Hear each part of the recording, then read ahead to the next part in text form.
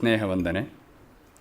11ನೇ ಶತಮಾನದ ಕಾಶ್ಮೀರ ಕವಿ ಕ್ಷೇಮೇಂದ್ರನ ಕೃತಿ ಪರಿಚಯ ಉಪನ್ಯಾಸ ಸರಣಿಯ 5ನೇ ದಿನ. ದರ್ಪದಲನ ಮುನ್ನಡೀತಾ ಇದೆ. ಕಾಳಿದಾಸಾದಿ ಕಾವ್ಯ ಶರೀರಿಗಳು ಕನ್ನಡಕ್ಕೆ ಅವತರಿಸಿದಂತೆ ಕ್ಷೇಮೇಂದ್ರ ಕನ್ನಡದ ಕವಚದಲ್ಲಿ ಇನ್ನೂ ಕಾಣಿಸಿಕೊಂಡಿಲ್ಲ. ನಿನ್ನೆ ಇಲ್ಲಿ ಉಪನ್ಯಾಸ ಆದಮೇಲೆ ಹೊರಗಡೆ ಗಣೇಶರು ವಿರಾಮವಾಗಿ ಸ್ನೇಹಿತರೊಂದಿಗೆ ಮಾತಾಡ್ತಾ ಹೇಳಿದರು, ಸುಮಾರು 17 ಗ್ರಂಥಗಳನ್ನು ಬರೆದಂತಹ ಸಾರ್ಥ ಕವಿ ಕ್ಷೇಮೇಂದ್ರ ಕನ್ನಡಕ್ಕೆ ಬಂದಿಲ್ಲ. ಕೆಲವಾದರೂ ಗ್ರಂಥವನ್ನು ಕನ್ನಡಕ್ಕೆ ರೂಪಾಂತರಿಸಬೇಕು ಎಂಬ ಬಯಕೆ ಇತ್ತು. ಆದರೆ ಈಗ ಬರೆಯುವುದೇ ಕಷ್ಟ, ವರೆಯುವುದೇ ಸುಲಭ. ಈ ಬರೆಯುವುದಲ್ಲ, ವರೆಯುವುದು ಅದೇ ಸುಲಭದ ಕಾಯಕ. ಹಾಗಾಗಿ ಮಾತಾಡಿಯಾದರೂ ಚಟ ತೀರಿಸಿಕೊಳ್ಳೋಣ ಅಂತ ಶುರು ಹಚ್ಚಿಕೊಂಡೆ. ಇದು ಅವರದ್ದೇ ವಾಕ್ಯ. ಇದನ್ನು ಕ್ಷೇಮೇಂದ್ರ ಕೇಳಿಸಿಕೊಂಡಿದ್ದರೆ ಕಿಂ ತಯಾ ಚಟವಿದ್ಯೆಯ ಅಂತ ತನ್ನ ವಿದ್ಯಾಧಿಕರಣಕ್ಕೆ ಇನ್ನೊಂದು ಶ್ಲೋಕ ಸಂಮೋಹನವನ್ನು ಸೇರಿಸ್ತಿದ್ನೋ ಏನೋ. ನಿನ್ನೆ ನಾವು ಕೇಳಿದ್ದೇವೆ, ಕಿಂ ತಯಾ ಶಠವಿದ್ಯೆಯ ಕಿಂ ತಯಾ ಪುಣ್ಯವಿದ್ಯೆಯ ಅಂತ ಒಂದು ಮಾಲಾ ಒಂದರ ಹಿಂದೊಂದು ಬರ್ತಾ ಇತ್ತು ಮಾಲಾಕಾರವಾಗಿ. ಕ್ಷೇಮೇಂದ್ರನ ಪೂರ್ವಕವಿಯಾದ ಕಾಶ್ಮೀರದ ಮನೆಯಾದ ದಾಮೋದರ ಗುಪ್ತನ ವಿಡಂಬನ ಸಾಹಿತ್ಯ ಕುಟ್ಟಿನಿ ಮತದ ಮೇಗೆರೆಯಲ್ಲಿ, ಅಂದರೆ ಮೇಲಿನ ಗೆರೆ, ಮೇಲ್ಪಂಕ್ತಿಯಲ್ಲಿ ಮೈಮೂಡಿದ ಕ್ಷೇಮೇಂದ್ರನ ವಿಡಂಬನ ಉಪದೇಶ ಸಾಹಿತ್ಯ ಗ್ರಥನ ತನ್ನ ಸ್ವರೂಪ ಗುಣ ಮೌಲ್ಯಗಳಿಂದ ದುಸ್ಸಹನೀಯವಾದ ವರ್ತಮಾನದ ವ್ಯವಹಾರ ಪ್ರಪಂಚಕ್ಕೂ ಎಷ್ಟು ಪ್ರಸ್ತುತವಾಗಿದೆ ಎಂಬುದನ್ನು ಗಣೇಶರು ಅಡಿಗಡಿಗೆ ಎತ್ತಿ ತೋರಿಸಿದ್ದಾರೆ. ಅಡಿಗಡಿಗೆ ಎತ್ತಿ ತೋರಿಸಿದ್ದಾರೆ. ಅದೆಲ್ಲ ಹೂತು ಹೋದದ್ದು. ಅಂತಹ ಕಾಲಗರ್ಭದಲ್ಲಿರುವಂತಹ ಗಡಿಗೆಯನ್ನು ಕೂಡ ಎತ್ತಿ ತೋರಿಸಿದ್ದಾರೆ. ಅದು ಇಂದಿನ ನಮ್ಮ ಸಮಾಜದ ವಿದ್ಯಮಾನಗಳ ಜೀವಂತ ಉದಾಹರಣೆಗಳಿಂದ. ಕ್ಷೇಮೇಂದ್ರನಂತಹವರು ನಿಜಾರ್ಥದಲ್ಲಿ ಕ್ರಾಂತದರ್ಶಿಗಳು. ಕಾಲದ ಜವನಿಕೆಯನ್ನು ಜಗ್ಗಿ ಜಾರಿಸಿ ಝಾಡಿಸಿ ನೋಡುವ ಚೂಪುಗಣ್ಣಿನವರು. ಆದ್ದರಿಂದಲೇ ಗಣೇಶರು ದರ್ಪದಲನದ ವಿಡಂಬನ ಪದ್ಯಗಳಿಗೆ ನಿದರ್ಶನಗಳನ್ನು ಪುಂಖಾನುಪುಂಖವಾಗಿ ಇವತ್ತಿನ ನಮ್ಮ ಸಮಾಜದ ಗರ್ಭಗರ್ತದಿಂದಲೇ ಎತ್ತಿ ಎತ್ತಿ ಹಾಕುತ್ತಿದ್ದರು. ನಿನ್ನೆ ಮಾಲಾಕಾರವಾಗಿ ಬಂದ ಕಿಂತಯ ಶಠವಿದ್ಯೆಯ ಜಡವಿದ್ಯೆಯ ದಂಭವಿದ್ಯೆಯ ಶುಕವಿದ್ಯೆಯ ಮಂದವಿದ್ಯೆಯ ಇತ್ಯಾದಿ ಕವಿತೆಯ ಕಟ್ಟಿಗೆಯ ಕಟ್ಟು ಇನ್ನೂ 20 ಶತಮಾನದ ತನಕ ಸಮಾಜದ ವಿಕೃತಿಗಳನ್ನು ಸುಟ್ಟು ಕೈ ಕಾಯಿಸಿಕೊಳ್ಳಲು ಸಾಕೇ ಸಾಕು ಅಂತ ಅನಿಸುತ್ತೆ. ಕ್ಷೇಮೇಂದ್ರ ಆಷಾಢಭೂತಿಗಳ ಯಾವ ಅಂಗಳವನ್ನು ಅರಸದೆ ಬಿಟ್ಟಿದ್ದಾನೆ. ಕಿಂ ತಯಾ ವಿದ್ಯೆಯ ಎಂಬ ಒಂದು ಶಬ್ದದಿಂದ ಸಮಾಜ ಪುರುಷನ ಸರ್ವಾಂಗವನ್ನೂ ಸವರಿ ಹಾಕಿದ್ದಾನೆ. ಅಂತಹ ತಿಳಿವಿನಿಂದ ಏನು ಎನ್ನುವ ಕಟಕಿ ಇವತ್ತಿಗೂ ಹೇಗೆ ಹಸಿಯಾಗಿ ಅನ್ವಯವಾಗುತ್ತಿದೆ. ಗಣೇಶರು ಪದೇ ಪದೇ ಉದ್ಗರಿಸಿದಂತೆ ಕ್ಷೇಮೇಂದ್ರನ ಲೋಕಪರಿಶೀಲನ ಅಸಾಧಾರಣವಾದದ್ದು. ಲೋಕಸಾಮಾನ್ಯವೆನಿಸುವ ಚಿತ್ತವೃತ್ತಿಗಳನ್ನು, ವ್ಯವಹಾರ ವಿಚಕ್ಷಣತೆಯನ್ನು ಹೆಕ್ಕಿ ಹೆಣೆದು ಹರಜಟಾಕಟಾಹವನ್ನೇ ಹರಹಿದ್ದಾನೆ. ವ್ಯಕ್ತಿಯ ಮನೋರಂಗ ಹಾಗೂ ಸಮಾಜರಂಗಗಳ ಆಚರಣೆಗಳನ್ನು ಶ್ಲೋಕವೊಂದರ ಆ ಚರಣಗಳಲ್ಲಿ ಸೆರೆ ಹಿಡಿದಿದ್ದಾನೆ. ಅದರಲ್ಲೂ ಕ್ಷೇಮೇಂದ್ರನ ಭಾಷಾ ಕೌಶಲ ಅವನ ವಿಷಯ ನಿರೂಪಣಕ್ಕಿಂತಲೂ ಮೊದಲಿಗೆ ನಮ್ಮನ್ನು ಬರಸೆಳೆಯುತ್ತದೆ, ಬಲೆಗೆ ಸೆಳೆಯುತ್ತದೆ. ಗಣೇಶರು ಅಲ್ಲಲ್ಲಿ ಉಟ್ಟಂಕಿಸಿದಂತೆ ಕಾಲಲೇಹ್ಯ, ಲೀನಪೃಷ್ಠ, ಸಂಸಾರ ಮಕರಾಲಯ ಇತ್ಯಾದಿ ಶಬ್ದ ಸಮುಚ್ಚಯ ಭಾಷಾ ವಿನಿಯೋಗಕ್ಕೆ, ವಿಶೇಷತಃ ವ್ಯಂಗ್ಯಾರ್ಥ ಪ್ರತಿಪಾದನೆಗೆ ಅನನ್ಯ ಶರಣ್ಯವೇ ಹೌದು. ಲೇಖಕನ ಬಗೆಗೆ ಕ್ಷೇಮೇಂದ್ರನ ವಿಡಂಬನೆಯೇ, ಅಂದರೆ ತನ್ನ ಕುರಿತೇ ವಿಡಂಬಿಸಿಕೊಳ್ಳುವ ಪದದ ಹದವೇ ಸಾಕು ಅವನ ಪದಪ್ರಯೋಗ ಪರಿಣತಿಯ ಪಾಠವಕ್ಕೆ. ಆಕಾರ ಶೀರ್ಷಹಾರಿ, ನಮದರಕಾರಿ, ಪದಾರ್ಥ ಸಂಹಾರಿ, ಅಕ್ಷರ ಭಕ್ಷಕ ಮೇಲಾಲಿಪ್ತ ಮುಖೋ ಲೇಖಕ ಕಾಲಃ. ಈ ಲೇಖಕ ಅನ್ನುವನು ಅಕ್ಷರದ ತಲೆಕಟ್ಟನ್ನೇ ಹಾರಿಸ್ತಾನಂತೆ. ಹೊಸ ತೂತು ಮಾಡುತ್ತಾನೆ, ಅಲ್ಲಲ್ಲಿ ಪದದ ಅರ್ಥಗಳನ್ನೇ ಸಾಯಿಸುತ್ತಾನೆ, ಅಕ್ಷರಗಳನ್ನು ನುಂಗುತ್ತಾನೆ, ಜಾಯಿಪತ್ರೆಯ ಬಾಯಲ್ಲಿರುತ್ತಾನೆ. ಅವನೇ ಲೇಖಕ, ಆ ಲೇಖಕನೇ ಕಾಲಪುರುಷ. ಲೇಖಕಮ್ಮನ್ಯರು ಮುಟ್ಟಿ ನೋಡಿಕೊಳ್ಳಬೇಕಾದಂತಹ ಶೈಲಿಯಲ್ಲಿ ಕ್ಷೇಮೇಂದ್ರ ಹೀಗೆ ಹೇಳ್ತಾನೆ. ಈಗ ಒಂದು ಪ್ರಶ್ನೆ, ಕ್ಷೇಮೇಂದ್ರನಿಗೂ ಕನ್ನಡ ಸಾಹಿತ್ಯಕ್ಕೂ ಒಂದು ಸಂಬಂಧವಿದೆ. ಹೀಗೆ ಹೇಳಿದ್ರೆ ಬೆರಗಿನ ಬಾಯಿ ಇನ್ನೂ ಹೆಚ್ಚು ದೊಡ್ಡದಾದೀತು. ಹೀಗೆ ಕೇಳೋದ್ರಲ್ಲೊಂದು ಸ್ವಾರಸ್ಯ ಇದೆ. ಕೆಲವು ವರ್ಷಗಳ ಹಿಂದೆ ಒಂದು ಸಭೆಯಲ್ಲಿ ಗಣೇಶ ಅಲ್ಲ, ಗಣಪತಿಯ ಉಪಾಸನೆಯ ಬಗ್ಗೆ, ಗಣಪತಿ ಉಪಾಸನೆಯ ಕುರಿತು ಒಂದು ಸಭೆ. ಆ ಸಭೆಯಲ್ಲಿ ಒಬ್ಬರು ಖ್ಯಾತರಾದಂತಹ ಉಪನ್ಯಾಸಕರು 3/4 ಗಂಟೆ ಮಾತಾಡಲಿಕ್ಕಿತ್ತು. ಅವರು ಬಂದವರೇ ಮೊದಲು ಪ್ರಶ್ನೆಯನ್ನು ಎಸೆದದ್ದು ಪ್ರೇಕ್ಷಕರಿಗೆ, ಗಣಪತಿಗೂ ಕರ್ನಾಟಕಕ್ಕೂ ಒಂದು ಸಂಬಂಧವಿದೆ, ಯಾರು ಹೇಳ್ತೀರಿ? 2 ನಿಮಿಷ ಸಮಯ ಕೊಡ್ತೇನೆ, ಯಾರಾದರೂ ಹೇಳ್ತೀರಾ? ಅಲ್ಲಿಗೆ ಒಂದು ಕ್ಷೀಣ ಧ್ವನಿ ಬಂತು, ಪಾಪ ಹೆದರಿ ಗೋಕರ್ಣ ಸ್ವಲ್ಪ ಹತ್ತಿರ ಬರ್ತಾ ಇದ್ದೀರಿ, ಅದಲ್ಲ ಪೂರ್ತಿ. ಹೇಳ್ತೀರಾ ಯಾರಾದರೂ? ಯಾರು ಹೇಳಿ, ನಾನೇ ಹೇಳ್ತೇನೆ. ಅದವರೇ ಹೇಳಬೇಕಲ್ಲ, ಹೇಗೂ ಹೇಳಿದರು. ಏನು ಹೇಳಿದರು? ಗಜಮುಖನೆ ಮೆರೆವೇಕದಂತನೆ. ಒಳ್ಳೆ ಗಮಕ್ಯಗಳವರು, ಧ್ವನಿ ಬಹಳ ಚೆನ್ನಾಗಿತ್ತು. ನಾಟರಾಗದಲ್ಲಿ, ಕೈಲಾಸಂ ಹೇಳುವ ನಾಟ್ಯರಾಗ ಅಲ್ಲ, ನಾಟರಾಗದಲ್ಲಿ ಪೂರ್ತಿ ಹೇಳಿದರು. ತ್ರಿಜಗವಂದಿತ ಗಣಪ ಮಾಡ್ಪುದು ಮತಿಗೆ ಮಂಗಳವ ಅಂತ ಹಾವಭಾವ ಸಹಿತವಾಗಿ ಆ ಪದ್ಯವನ್ನು ಹೇಳಿ, ಕನ್ನಡದ ಕವಿ ಕುಮಾರವ್ಯಾಸ ಗಣಪತಿಯನ್ನು ಹೀಗೆ ಸ್ತುತಿಸಿದ್ದಾನೆ. ಇದು ಗಣಪತಿಗೂ ಕರ್ನಾಟಕಕ್ಕೂ ಇರುವ ಸಂಬಂಧ. ಇದನ್ನು ಕ್ಷೇಮೇಂದ್ರನ ಭಾಷೆಯಲ್ಲಿ ಹೇಳೋದಿದ್ದರೆ ಕಿಂತಯ ಧೂರ್ತ ವಿದ್ಯೆಯ, ಇದು ಒಂದು ಧೂರ್ತತೆ ಅಲ್ವಾ? ಅದಕ್ಕಿಂತ ನಾನೀಗ ಎತ್ತಿದ ಪ್ರಶ್ನೆ ಹೆಚ್ಚು ಪುಷ್ಟವಾದದ್ದು. ಕ್ಷೇಮೇಂದ್ರ ಕನ್ನಡ ಕಾವ್ಯ ಸಾಹಿತ್ಯದ ಪಿತಾಮಹ ಅಂತ ಒಂದು ಹೇಳಿಕೆ. ಹೇಗೆ ಅಂದರೆ, ಹಳೆಗನ್ನಡ, ನಡುಗನ್ನಡ, ಹೊಸಗನ್ನಡ ಕಾವ್ಯಘಟ್ಟಗಳಲ್ಲಿ ನವೋದಯ, ನವ್ಯ ಎನ್ನುವ ವಿಂಗಡಣೆ ಆಗಿತ್ತಲ್ಲ, ಅದರಲ್ಲಿ ನವ್ಯ ಕಾವ್ಯ ಎಂಬ ಮಾರ್ಗವನ್ನು ಮೊದಲು ಪ್ರವರ್ತಿಸಿದ್ದು ಕ್ಷೇಮೇಂದ್ರ.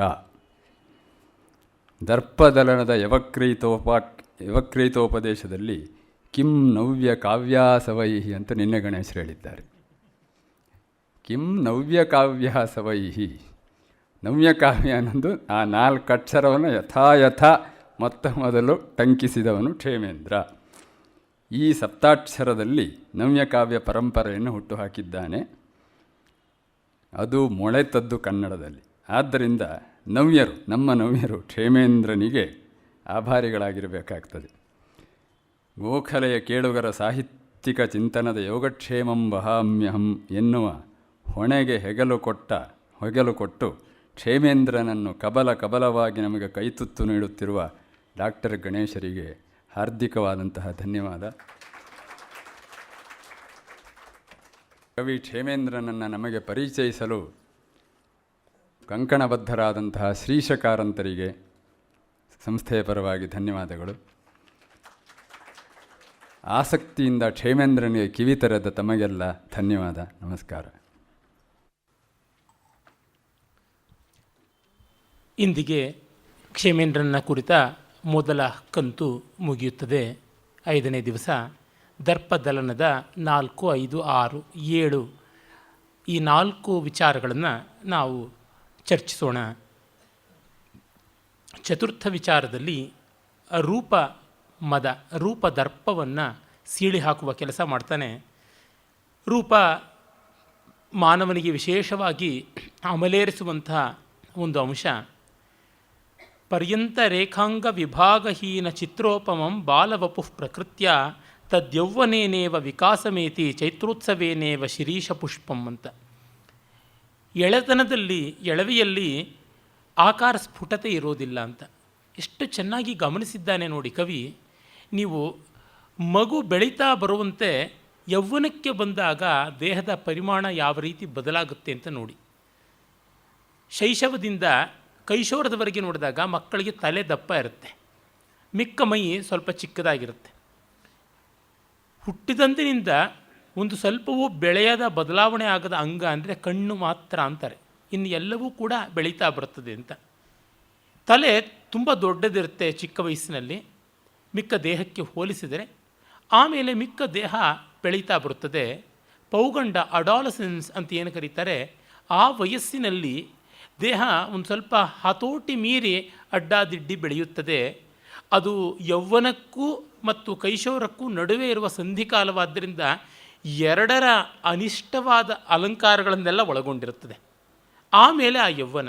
ಆ ಕಾರಣದಿಂದ ಹೇಳ್ತಾನೆ, ಆ ಒಂದು ರೇಖಾ ಸೌಂದರ್ಯದ ಅಂಗಸೌಷ್ಠವದ ಸ್ಪಷ್ಟತೆ ಯಾವುದೂ ಇಲ್ಲದೆ ಗೆರೆಗಳ ಮತ್ತು ಬಣ್ಣಗಳ ಬೆಡಗಿಲ್ಲದ ಚಿತ್ರದಂತೆ ಇದ್ದಂತಹ ಆ ಬಾಲವಪು, ಎಳೆ ವಯಸ್ಸಿನ ಆ ದೇಹ, ಅದು ಯೌವನದಿಂದ ಚೈತ್ರ ಕಾಲದಲ್ಲಿ ಅವರಿಗೆ ಬೋಳಾಗಿದ್ದ, ಅವರಿಗೆ ಎಲ್ಲವೂ ಮರ, ಎಲ್ಲವೂ ಗಿಡ, ಏನೋ ಹಸಿರು, ಏನೋ ತರಕಲು ಬರಕಲು ಅಂತಿದ್ದದ್ದು ಪ್ರಸ್ಫುಟವಾದ ಕಿಸಲಯ್ಯಗಳಿಂದ, ಚಿಗುರಿನಿಂದ, ಹಸುರಿನಿಂದ, ಬಗೆಬಗೆಯ ಬಣ್ಣಗಳ ಹೂಗಳಿಂದ, ಅವುಗಳ ಪರಿಮಳದಿಂದ, ಅವುಗಳ ಆಕೃತಿ ವಿಶೇಷದಿಂದ, ಪರಾಗ ಧೂಳಿಯಿಂದ, ಮಕರಂದದಿಂದ, ಮುಂದಾಗುವ ಫಲದಿಂದ ಎಷ್ಟು ಬಗೆಯಲ್ಲಿ ಸೊಗಸಾಗುತ್ತದೆ ಅಂತ ನೋಡಿದಾಗ ಆ ವಸಂತೋದಯ ಇದ್ದಂತೆ ಯೌವನೋದಯ.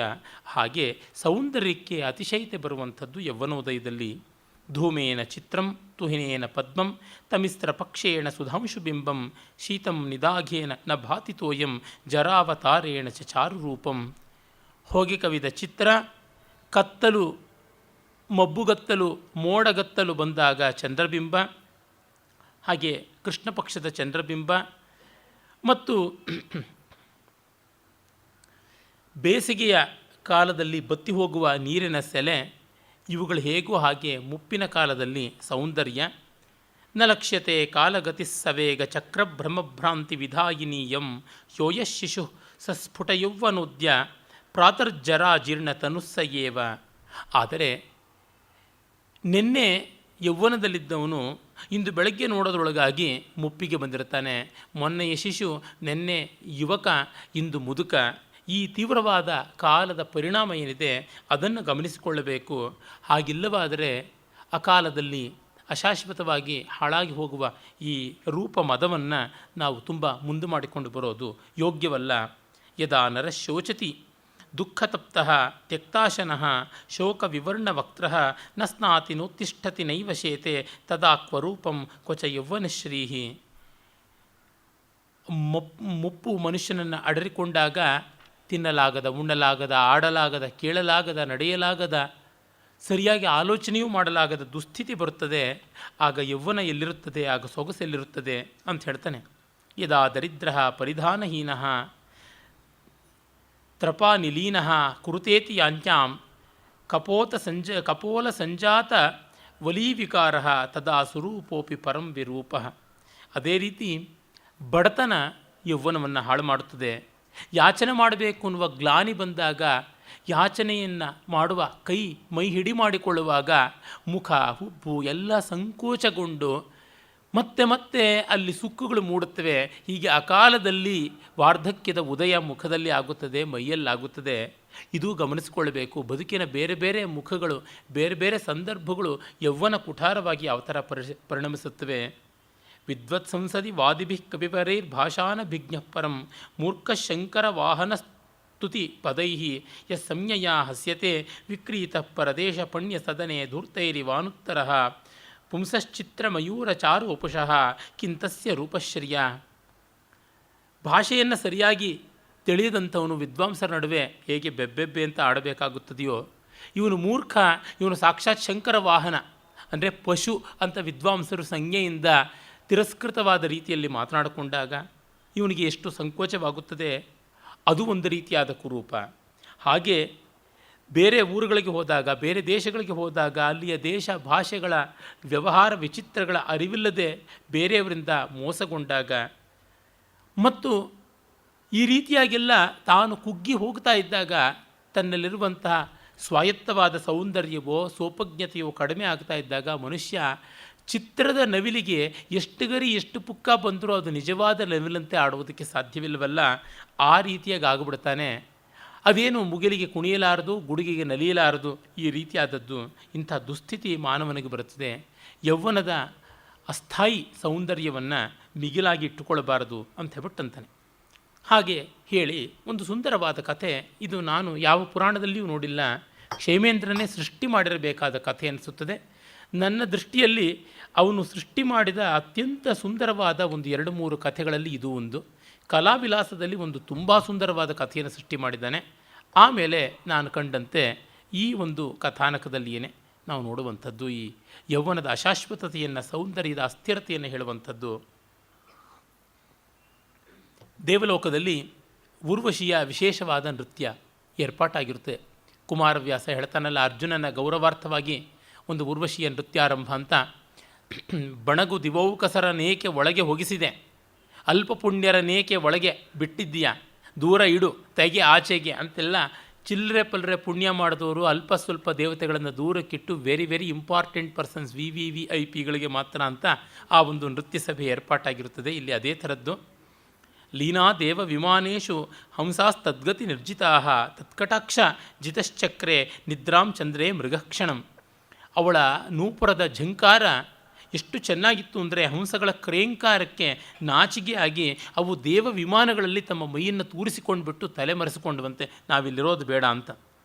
ಯಾಕೆಂದರೆ ವಿಮಾನಗಳು ಇಚ್ಛಾಗತಿಯಿಂದ ಎಲ್ಲರೂ ಹೊರಟೋಗುತ್ತವೆ, ನಾವು ಈ ದೇವಲೋಕನೇ ಬಿಟ್ಟು ಹೋಗೋಣ, ಇವಳ ಒಂದು ನೂಪುರದ ಝಂಕಾರ ಇಲ್ಲದ ಜಾಗದಲ್ಲಿ ವಾಸ ಮಾಡೋಣ ಅಂತ. ಇವಳ ಕಣ್ಣೋಟದ ಆ ಕೇಕರಾಕ್ಷಿ ಅಂದರೆ ಓರೆ ನೋಟದ ಚಲನೆ ಇತ್ಯಾದಿಗಳನ್ನೆಲ್ಲ ಕಂಡು ಚಂದ್ರಬಿಂಬದ ಜಿಂಕೆಗೆ ಸಂಕೋಚವಾಗಿ ಅದು ಅಲ್ಲಿಯೇ ನಿದ್ರೆ ಮಾಡಿಬಿಡುತ್ತಂತೆ. ಸದ್ಯ ನಾನು ದೂರ ಇದ್ದೀನಿ, ಪರವಾಗಿಲ್ಲ, ಇವಳು ಹತ್ತಿರದಲ್ಲಿಲ್ಲ ಅಂತಂದುಕೊಂಡು. ತಸ್ಯಾ ನೃತ್ಯ ವಿಲೋಕನೆ ಪುಲಕಿತಂ ದೃಷ್ಟ್ವಾ ರತಿರ್ಮನ್ಮಥಂ ನಿಶ್ವಾಸಾಂಚಿತ ಚಾರುಚೂತ ರಜಸಾ ಚಕ್ರೆ ಪುರಸ್ತಾತ್ಪಟಂ.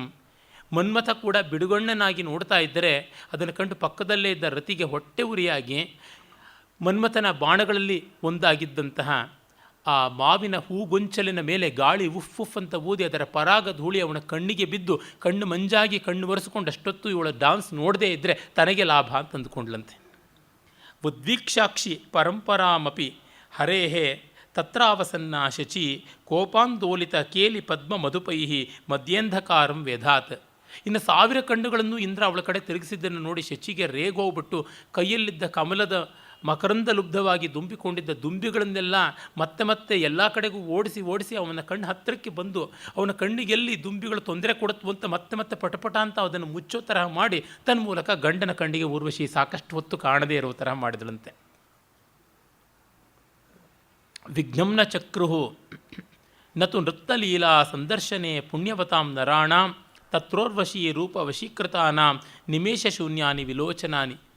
ಮನುಷ್ಯರಿಗೂ ಕೂಡ ಹಬ್ಬ, ನಾವು ದೇವಲೋಕಕ್ಕೆ ಬಂದು ಅನಿಮಿಷರಾದದ್ದು, ಪುಣ್ಯ ಪಡ್ಕೊಂಡು ದೇವತಾ ರೂಪ ಪಡ್ಕೊಂಡಿದ್ದು ಒಳ್ಳೆಯದಾಯಿತು, ಕಂಡ್ರಪ್ಪೆ ಮಿಟಿಕ್ಸುವಂತೆ ಇಲ್ಲ, ಅಷ್ಟು ಹೊತ್ತು ಕೂಡ ಡಿಸ್ಟರ್ಬೆನ್ಸ್ ಇಲ್ಲದೆ ಅವಿಚ್ಛಿನ್ನವಾಗಿ ಊರ್ವಶಿಯನ್ನು ನೋಡ್ತಾ ಇದ್ದೀವಿ ಅಂತ ಸಂತೋಷಪಟ್ಟರಂತೆ. ಇದನ್ನೆಲ್ಲ ನೋಡ್ತಾ ಒಬ್ಬೊಬ್ಬರು ಒಂದೊಂದು ರೀತಿ ಮೆಚ್ಕೊಳ್ತಾ ಇದ್ದರು.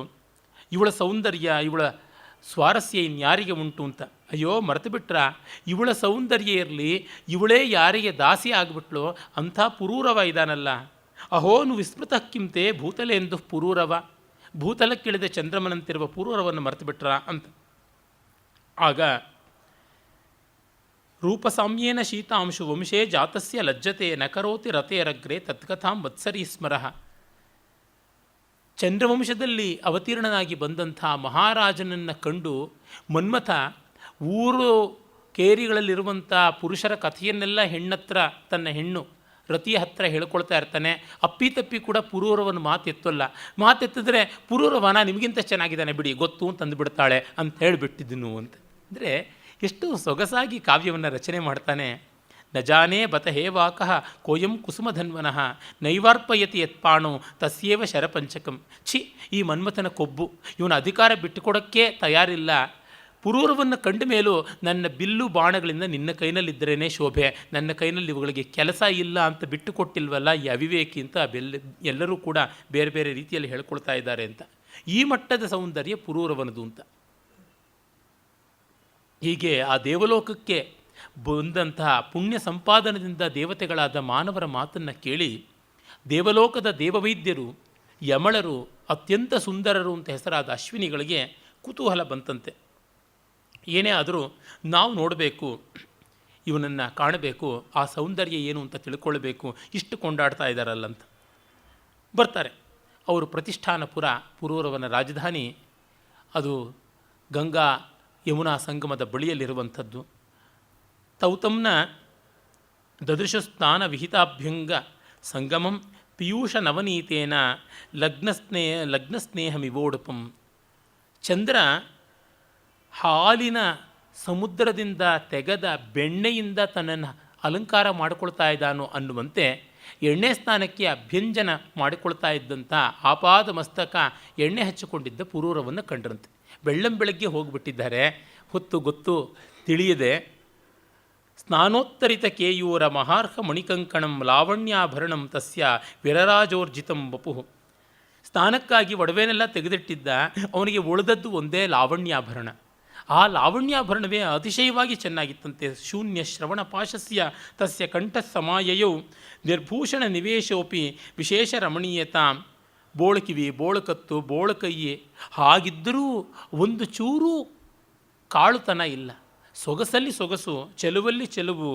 ಆ ಲಾವಣ್ಯದ ಶೋಭಾತಿಶಯದ ಮುಂದೆ ಈ ಆಭರಣಗಳು ಯಾಕೆ ಅಂತ ಅನಿಸ್ತಾ ಇದ್ದಂತೆ.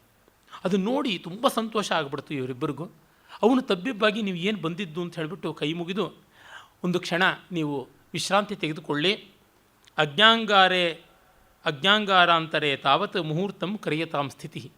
ಕ್ಷೇಮೇಂದ್ರನ ಆ ವೈದಿಕ ವಿವರಗಳ ಸ್ವಾರಸ್ಯ ಜ್ಞಾನ ನೋಡಿ. ನನ್ನ ತ್ರೇತಾಗ್ನಿಗಳಿರುವಂತಹ ಅಗ್ನಿಗೇಹದಲ್ಲಿ ನೀವು ಇರಿ, ಯಾಕೆಂದರೆ ದೇವತೆಗಳ ಆವಾಸ ಸ್ಥಾನ ಅದು. ಅಗ್ನಿರ್ ಗೃಹಪತಿ ಅಗ್ನಿರ್ ದೇವಮುಖಂ ಅಂತ ಉಂಟಲ್ಲ, ದೇವತೆಗಳ ಮುಖವೇ ಅಗ್ನಿ. ಹಾಗಾಗಿ ಗಾರ್ಹಪತ್ಯ, ಆಹ್ವನೀಯ ಮತ್ತು ದಕ್ಷಿಣ ಅನ್ನುವ ಅಗ್ನಿಗಳಿರುವಂಥ ಆ ಅಗ್ನಿಗೇಹದಲ್ಲಿ, ಅದು ಆಗ್ನೇಯ ಅಥವಾ ಈಶಾನ್ಯ ಮೂಲೆಯಲ್ಲಿ ಇರುತ್ತದೆ ಅರಮನೆಯಲ್ಲಿ, ಅಲ್ಲಿ ನೀವು ಇರಿ, ನಾನು ಸ್ನಾನ ಮಾಡಿಕೊಂಡು ಬಂದುಬಿಡ್ತೀನಿ ಅಂತ ಹೊರಡ್ತಾನೆ. ಆಮೇಲೆ ಸ್ನಾನ ಮಾಡಿ ಬೇಗ ಬೇಗ ಅವಸರದಲ್ಲಿ ಅಲಂಕಾರ ಮಾಡಿಕೊಂಡು ಬರ್ತಾನೆ. ಸ್ನಾತಂ ವಿಭೂಷಿತಂ ಭೂಪಂ ದ್ರಕ್ಷಾವ ಇತಿ ಕೌತುಕಾತ್. ಇವ್ರಿಗಿನ್ನೂ ಸ್ವಾರಸ್ಯ, ಈಗಲೇ ಇಷ್ಟು ಚೆನ್ನಾಗಿದ್ದಾನೆ. ಎಂಥ ಚೆಲುವರು ಎಣ್ಣೆ ಹಚ್ಚಿಕೊಂಡ್ಬಿಟ್ಟು ಜಿಡ್ ಮುಖದಲ್ಲಿ ಏನು ಚೆನ್ನಾಗಿರ್ತಾರೆ. ಇನ್ನು ಅದನ್ನೆಲ್ಲ ತೊಳೆದು ಶುಭ್ರವಾಗಿ ಅಂಗರಾಗಗಳಿಂದ ಶೋಭಿಸಿಕೊಂಡು ದಿವ್ಯೋತ್ತರೀಯ ಮಾಲೆಗಳಿಂದ, ಪುಷ್ಪಹಾರಗಳಿಂದ, ಸೃಕ್ಚಂದನಾದಿಗಳಿಂದ, ದಿವ್ಯಾಭರಣಗಳಿಂದ ಇನ್ನೆಷ್ಟು ಶೋಭಿಸ್ತಾನೋ ಅಂತ ಆ ಮಂಡಿಗೆ ಹಾಕ್ಕೊಂಡು ಮನಸ್ಸಿನಲ್ಲೇ ಮೆಲಕ್ತಾ ಇದ್ದಾರೆ. ಆಗ ಅಥ ರಾಜ ಕೃತಸ್ನಾನ ಸರ್ವಾಭರಣ ಭೂಷಿತ ಪುರೋಹಿತೇನ ಸಹಿತ ತತ್ಸಮೀಪಮುಪಾಯವು. ಅವನು ತನ್ನ ಪುರೋಹಿತನನ್ನು ಮುಂದಿಟ್ಟುಕೊಂಡು ಅವರಿಗೆ ಮಧುಪರ್ಕವನ್ನು ವಿಧಿವತ್ತಾಗಿ ಸಮರ್ಪಿಸ್ತಾ ಬರ್ತಾನೆ. ಆಗ ತೌ ದೃಷ್ಟ್ವಾ ಪೃಥ್ವೀಪಾಲಂ ತಾರಹಾರಂ ಕಿರೀಟಿನಂ. ನಕ್ಷತ್ರಗಳ ಮಾಲಿಕೆಯನ್ನೇ ಧರಿಸಿಕೊಂಡಂತೆ ಇದ್ದಾನೆ, ಕಿರೀಟ ಧರಿಸಿದ್ದಾನೆ. ಕ್ಷಣಂ ನೈವೋಚತು ಕಿಂಚಿತ್ ವಿಷಣ್ಣೌ ವಿನತಾನನು. ಒಂದು ಕ್ಷಣ ಏನೂ ಮಾತಾಡಲಿಲ್ಲ, ಮಂಕ ಆಗಿಬಿಟ್ರು, ತಲೆ ತಗ್ಗಿಸ್ಬಿಟ್ರಂತೆ. ಅದನ್ನು ನೋಡಿ ಆಶ್ಚರ್ಯವಾಗುತ್ತದೆ. ಅವಯೋರ್ ನ ಅಪ್ರಸನ್ನತ್ವಂ ನ ಯುಷ್ಮಾಕಂ ಅತಿಕ್ರಮ ಕಿಂತು ಕಾಲ ಗಲತ್ಸರ್ವ ಭಾವಾಲೋಕನ ವಿಸ್ಮಯ. ಪುರೋಹಿತ ಕೇಳ್ತಾನೆ, ಇದು ಯಾತಕ್ಕೆ ನಾವೇನಾದ್ರು ತಪ್ಪು ಮಾಡಿದ್ವಾ? ನೀವು ಸ್ವಲ್ಪ ಮಂಕ ಆಗಿಬಿಟ್ಟಿದ್ದೀರಾ, ಯಾಕೋ ಮುಖ ಬೇರೆ ಕಡೆ ಮಾಡಿಕೊಂಡ್ರಿ ಅಂತ. ಇಲ್ಲ, ನಿಮ್ಮಿಬ್ಬರಲ್ಲಿ ಯಾವ ತಪ್ಪೂ ಇಲ್ಲ. ನಾವು ಇನ್ನೇನೋ ನಿರೀಕ್ಷೆ ಇಟ್ಕೊಂಡ್ವಿ. ನಮ್ಮ ದೇವ ದೃಷ್ಟಿಗೆ ಕಾಲದ ಸಣ್ಣ ವ್ಯತ್ಯಾಸವೂ ಗೊತ್ತಾಗುತ್ತದೆ. ಅಧುನೈವ ನರೇಂದ್ರೋಯಂ ದೃಷ್ಟೋಭ್ಯಂಗೇಪಿ ಯಾದೃಶಃ ಕ್ಷಣಪಾಕೇನ ಕಾಲಸ್ಯ ದೃಶ್ಯತೆ ನೈವ ತಾದೃಶಃ. ಒಂದು ಸ್ವಲ್ಪ ಹೊತ್ತಿಗೆ ಮುನ್ನ ಎಣ್ಣೆ ಹಚ್ಚಿಕೊಂಡಿದ್ದಾಗಲೂ ಈ ಮಹಾರಾಜ ಎಷ್ಟು ಚೆನ್ನಾಗಿದ್ದನೋ, ಈ ಹೊತ್ತಿಗೆ ಅವನು ಸ್ವಲ್ಪ ವಯಸ್ಸಾಗಿದೆ, ಮುಪ್ಪು ಅವನ ಮುಖದಲ್ಲಿ ಕಾಣ್ತಾ ಇದೆ. ಕ್ಷಣಪಾಕೇನ ಕಾಲಸ್ಯ ದೃಶ್ಯತೆ. ಕ್ಷಣಪಾಕ, ಒಂದು ಕ್ಷಣಕಾಲಕ್ಕೇ ಕಾಲ ಹಣ್ಣಾಗಿಬಿಡ್ತಾ ಇದೆ, ಇನ್ನೊಂದು ಕ್ಷಣಕ್ಕೆ ಕೊಳೀತಾ ಇದೆ. ಹಣ್ಣಾಗೋದು ಅಂತೀವಲ್ಲ, ಹಾಗೆ ಆಗ್ತಾ ಇದೆ, ಅದು ನಮಗೆ ಕಾಣಿಸ್ತಾ ಇದೆ ಅಂತ. ಅಂದರೆ ನೋಡಿ, ನಮ್ಮ ಸ್ಥೂಲವಾದ ಗಡಿಯಾರಗಳು ಅತ್ಯಂತ ಸೂಕ್ಷ್ಮವಾದ ಕಾಲ ವಿಭಾಗವನ್ನು ತೋರಿಸಲಾರವು. ಈ ಮೈಕ್ರೋ ಸೆಕೆಂಡ್ಸು, ನ್ಯಾನೋ ಸೆಕೆಂಡ್ಸು ಇವುಗಳನ್ನೆಲ್ಲ ನಮ್ಮ ಗಡಿಯಾರಗಳು ಹೇಗೆ ತೋರಿಸುತ್ತವೆ, ಅದೇ ತರಹ ಯಾವ್ಯಾವುದೋ ದೊಡ್ಡ ದೊಡ್ಡ ಕಾಲಮಾನಗಳನ್ನು, ಒಂದು ಲೈಟ್ ಇಯರ್ನ ಡಿಸ್ಟೆನ್ಸ್ ಅಂತ ಹೇಳ್ತಾರೆ, ಆ ಲೈಟ್ ಇಯರ್ನ ಕಾಲವನ್ನು ಹೇಗೆ ತೋರಿಸೋದು? ಈ ಥರ ಎಲ್ಲ ಆದಾಗ ತುಂಬ ಕಷ್ಟ ಆಗುತ್ತದೆ. ನಮ್ಮ ಗಡಿಯಾರಗಳಿಗೆ ಆಗುವಂಥದ್ದೆಲ್ಲ. ನಮ್ಮ ಕಾಲದ ಅಳತೆಗೋಲು ಖಗೋಳಶಾಸ್ತ್ರದಲ್ಲಿ, ಭೂಗರ್ಭಶಾಸ್ತ್ರದಲ್ಲಿ ಏನಾಗಬೇಕು? ಆದರೆ ಇವರಿಗೆ ಅಷ್ಟು ಸೂಕ್ಷ್ಮವಾದ ಕಾಲದ ವ್ಯತ್ಯಾಸವೂ ಗೊತ್ತಾಗುವಂಥ ದಿವ್ಯ ನೇತ್ರಗಳು ಅಂತ ಕವಿ ಕಲ್ಪನೆ ಮಾಡ್ತಾನೆ. ಅವನು ಹೇಳ್ತಾನೆ, ಅಶ್ವಿನಿ ದೇವತೆಗಳು ರಾಜನಿಗೆ ತಿಳಿಸ್ತಾರೆ, ದಿನೇಂಧನ ವನೆ ನಿತ್ಯಂ ದಹ್ಯಮಾನೇರ್ಕ ವನ್ಹಿನ ನೀಯತೆ ಕಾಲಧೂಮೇನ ರೂಪಚಿತ್ರಮಚಿತ್ರತಾಂ. ಅತ್ಯದ್ಭುತವಾದ ಪದ್ಯ ಇದು. ದಿವಸ ಅನ್ನುವಂತಹ ಈ ಉರವಲಿನ ಕಾಡಿಲಿನಲ್ಲಿ ನಿತ್ಯವೂ ಸೂರ್ಯ ಅನ್ನುವಂಥ ಬೆಂಕಿ ಕಾಳ್ಗಿಚ್ಚಾಗಿ ಬೆಳೀತಾ ಇದೆ. ಆ ಕಾಳ್ಗಿಚ್ಚು ಕಾಲ ಅನ್ನುವ ಹೊಗೆಯನ್ನು ಉಂಟು ಮಾಡ್ತಾ ಇದೆ. ಅಂದರೆ ನಮ್ಮ ಬದುಕು ಅನ್ನುವ ಕಾಡಿನಲ್ಲಿ ಸೂರ್ಯ ಕಾಲದ ಅಳತೆ, ಅವನು ಕಾಳ್ಗಿಚ್ಚನ್ನು ಉಂಟು ಮಾಡ್ತಾನೆ. ಆಗ ಕಾಲ ಅನ್ನುವ ಹೊಗೆ ನಮ್ಮ ರೂಪ ಅನ್ನುವ ಚಿತ್ರವನ್ನು ಮಸಿ ಮಾಡಿಬಿಡ್ತಾ ಇದೆ ಅಂತ. ನಿಯತೆ ಕಾಲಧೂಮೇನ ರೂಪಚಿತ್ರಂ ಅಚಿತ್ರತಾಂ. ಹಾಗಾಗಿ ಜರ ಜೀರ್ಣಾನಿ ರೂಪಾಣಿ ರೋಗಾರ್ಥಾನಿ ವಪುಂಶಿ ಚ ಆಯುಂಷಿ ಕಾಲಲೀಢಾನಿ ದೃಷ್ಟ್ವಾ ಕಸ್ಯ ಭವೇನ್ಮದಃ. ರೂಪ ಬೇಗ ಹಾಳಾಗುತ್ತದೆ, ರೋಗದಿಂದ ಮತ್ತೂ ಬೇಗ ಶಿಥಿಲವಾಗುತ್ತದೆ, ಆಯುಸ್ಸಂತೂ ಕಾಲ ನೆಕ್ತಾನೇ ಇದೆ. ಹಾಗಿರುವಾಗ ಯಾರು ಇದರ ಬಗ್ಗೆ ಹೆಮ್ಮೆ ಪಡೋದಕ್ಕೆ ಸಾಧ್ಯ? ಯೋಯಂ ವಿಲೋಕ್ಯತೆ ಲೋಕಃ ಸ್ಫಾರಾಕಾರ ವಿಕಾರವಾನ್ ಉಚ್ಛೂನತಾಂ ಉಪಗತಾಃ ತಸ್ಯ ತಯೇತೆ ಶುಕ್ರಬಿಂದವಃ. ಒಂದು ಹನಿ ವೀರ್ಯ, ಒಂದು ಹನಿ ಡಿಂಬ ಶುಕ್ಲ ಶೋಣಿತಗಳ ಸಮಾಗಮದಿಂದ ಇಷ್ಟು ಬೆಳೆಯುವಂಥದ್ದು. ಅಂದರೆ ಸ್ಫೀತವಾದ ಶುಕ್ರ, ಸ್ಫೀತವಾದ ಶೋಣಿತ ಅಂತಂದರೆ ಎಕ್ಸಾಜುರೇಟೆಡ್ ಆದಂಥ ಒಂದು ಯಾವ ಫೀಟಸ್ ಅಂತಂತೀವಿ, ಆ ಗರ್ಭಕೋಶವೇ ಈ ರೂಪ ಪಡ್ಕೊಂಡಿದ್ದು ಅಷ್ಟು ಬೇಗ ಹಾಳು ಆಗೋಗ್ಬಿಡುತ್ತೆ. ಆಗಿರುವಲ್ಲಿ ಆ ಮಾಂಸಕ್ಕೆ ಇಷ್ಟ್ಯಾತಕ್ಕೆ ಕೋಲಾಹಲ ಮಾಡಬೇಕು ಅನ್ನೋ ಮಾತನ್ನು ಹೇಳ್ತಾನೆ. ರಾಜ್ಞ ಸ್ನಾನ ಕ್ಷಣೇ ಯಾಭೂತ್ ಲಾವಣ್ಯ ಲಹರಿ ತನೋ ಪೀತಾಕ್ಷಣೇನ ಸಾತೇನ ಪ್ರವೃತ್ತಾನ್ಯ ಕ್ಷಣೋಚಿತ. ಅವನು ಸ್ನಾನಕ್ಕೆ ಮುನ್ನ ಯಾವ ಲಾವಣ್ಯ ಲಹರಿ ಹರಿಯಿತೋ ಆ ಅಲೆಯನ್ನು ಕ್ಷಣಕಾಲದಲ್ಲಿ ಸಿಹಿಸಿಬಿಟ್ಟ, ಹಿಂಗಿಸಿಬಿಟ್ಟ. ಬಾಲಪ್ರಭಾತೆ ಮಧ್ಯಾಹ್ನೇ ತರುಣ ಸ್ಥವಿರೋ ಅಸ್ತಗಃ ದಿನೇ ದಿನೇ ದಿನೇಶೋಪಿ ಕ್ರಿಯತೆ ಕಾಲಲೀಲೆಯ. ಸೂರ್ಯನೇ ಬೆಳಗ್ಗೆ ಹುಡುಗ, ಮಧ್ಯಾಹ್ನದಲ್ಲಿ ತರುಣ, ರಾತ್ರಿ ಸಾಯಂಕಾಲಕ್ಕೆ ಮುದುಕ, ರಾತ್ರಿಗೆ ಹೆಣ. ಇದು ಉಂಟು. ಇನ್ನಿದ್ದ ಮೇಲೆ ಎಲ್ಲವನ್ನ ಅಳೆಯುವ ಸೂರ್ಯನಿಗೆ ಈ ಥರದ ವಿಕಾರಗಳು ಮೇಲೆ ಸಾಮಾನ್ಯರಿಗೆ ಏನನ್ನಬೇಕು? ಪ್ರಾತರ್ಬಾಲ ತರೋಥ ಕುಡ್ಮಲತೆಯ ಕಾಂತ ಕುಚಾಭಶ್ಯನೈ ಹೇಲಾಹಾಸ ವಿಕಾಸ ಸುಂದರ ರುಚಿ ಸಂಪೂರ್ಣ ಕೋಶಸ್ತತ ಪಶ್ಚಾನ್ ಬ್ಲಾನ ವಪುರ್ವಿಲೋಲ ಶಿಥಿಲ ಪದ್ಮ ಪ್ರಕೀರ್ಣೌ ನಿಲೆ ತಸ್ಮಿನ್ನೇವ ದಿನೇ ಸ ಪಂಕಕಲಿಲ ಕ್ಲಿನ್ನಸ್ತಟೆ ಶುಷ್ಯತಿ. ಇನ್ನು ಏನನ್ನೋಣ, ಒಂದು ಕಮಲ ನೋಡಿದ್ರೆ ಗೊತ್ತಾಗುತ್ತದೆ ಯಾವ ರೀತಿಯಾಗಿರ್ತಕ್ಕಂಥದ್ದು. ಬೆಳಗ್ಗೆ ಮೊಗ್ಗಾಗಿರ್ತಕ್ಕಂಥದ್ದು, ಎಷ್ಟು ಸುಂದರವಾದದ್ದು, ತರುಣಿ ಸ್ತನಾಗ್ರದಂತೆ ಇರುವಂಥದ್ದು, ನಗನಗುತ್ತಾ ಅರಳುವಂಥದ್ದು, ಸಂಪೂರ್ಣ ಕೋಶವಾಗಿ ಶ್ರೀಮಂತಿಕೆಯಿಂದ ಕೂಡಿರುವಂಥದ್ದು, ಬಕ್ಕಸ ತುಂಬಿದಂತೆ ಇರುವುದು, ಸಾಕ್ಷಾತ್ ಲಕ್ಷ್ಮೀ ಗ್ರಹದಂತೆ ಇರುವುದು. ಸಾಯಂಕಾಲ ಬರೋಷ್ಟೊತ್ತಿಗೆ ಮುದುಡಿ ಕೊಳೆತು ಬಾಡಿ ಮಣ್ಣಾಗಿ ಮಸಿಯಾಗಿ ಹೋಗುತ್ತದೆ.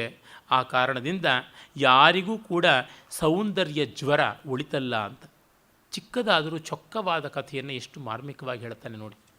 ಇನ್ನು ಮತ್ತೊಂದು ಚಿಕ್ಕ ಪ್ರಕರಣ, ಶೌರ್ಯ ವಿಚಾರ.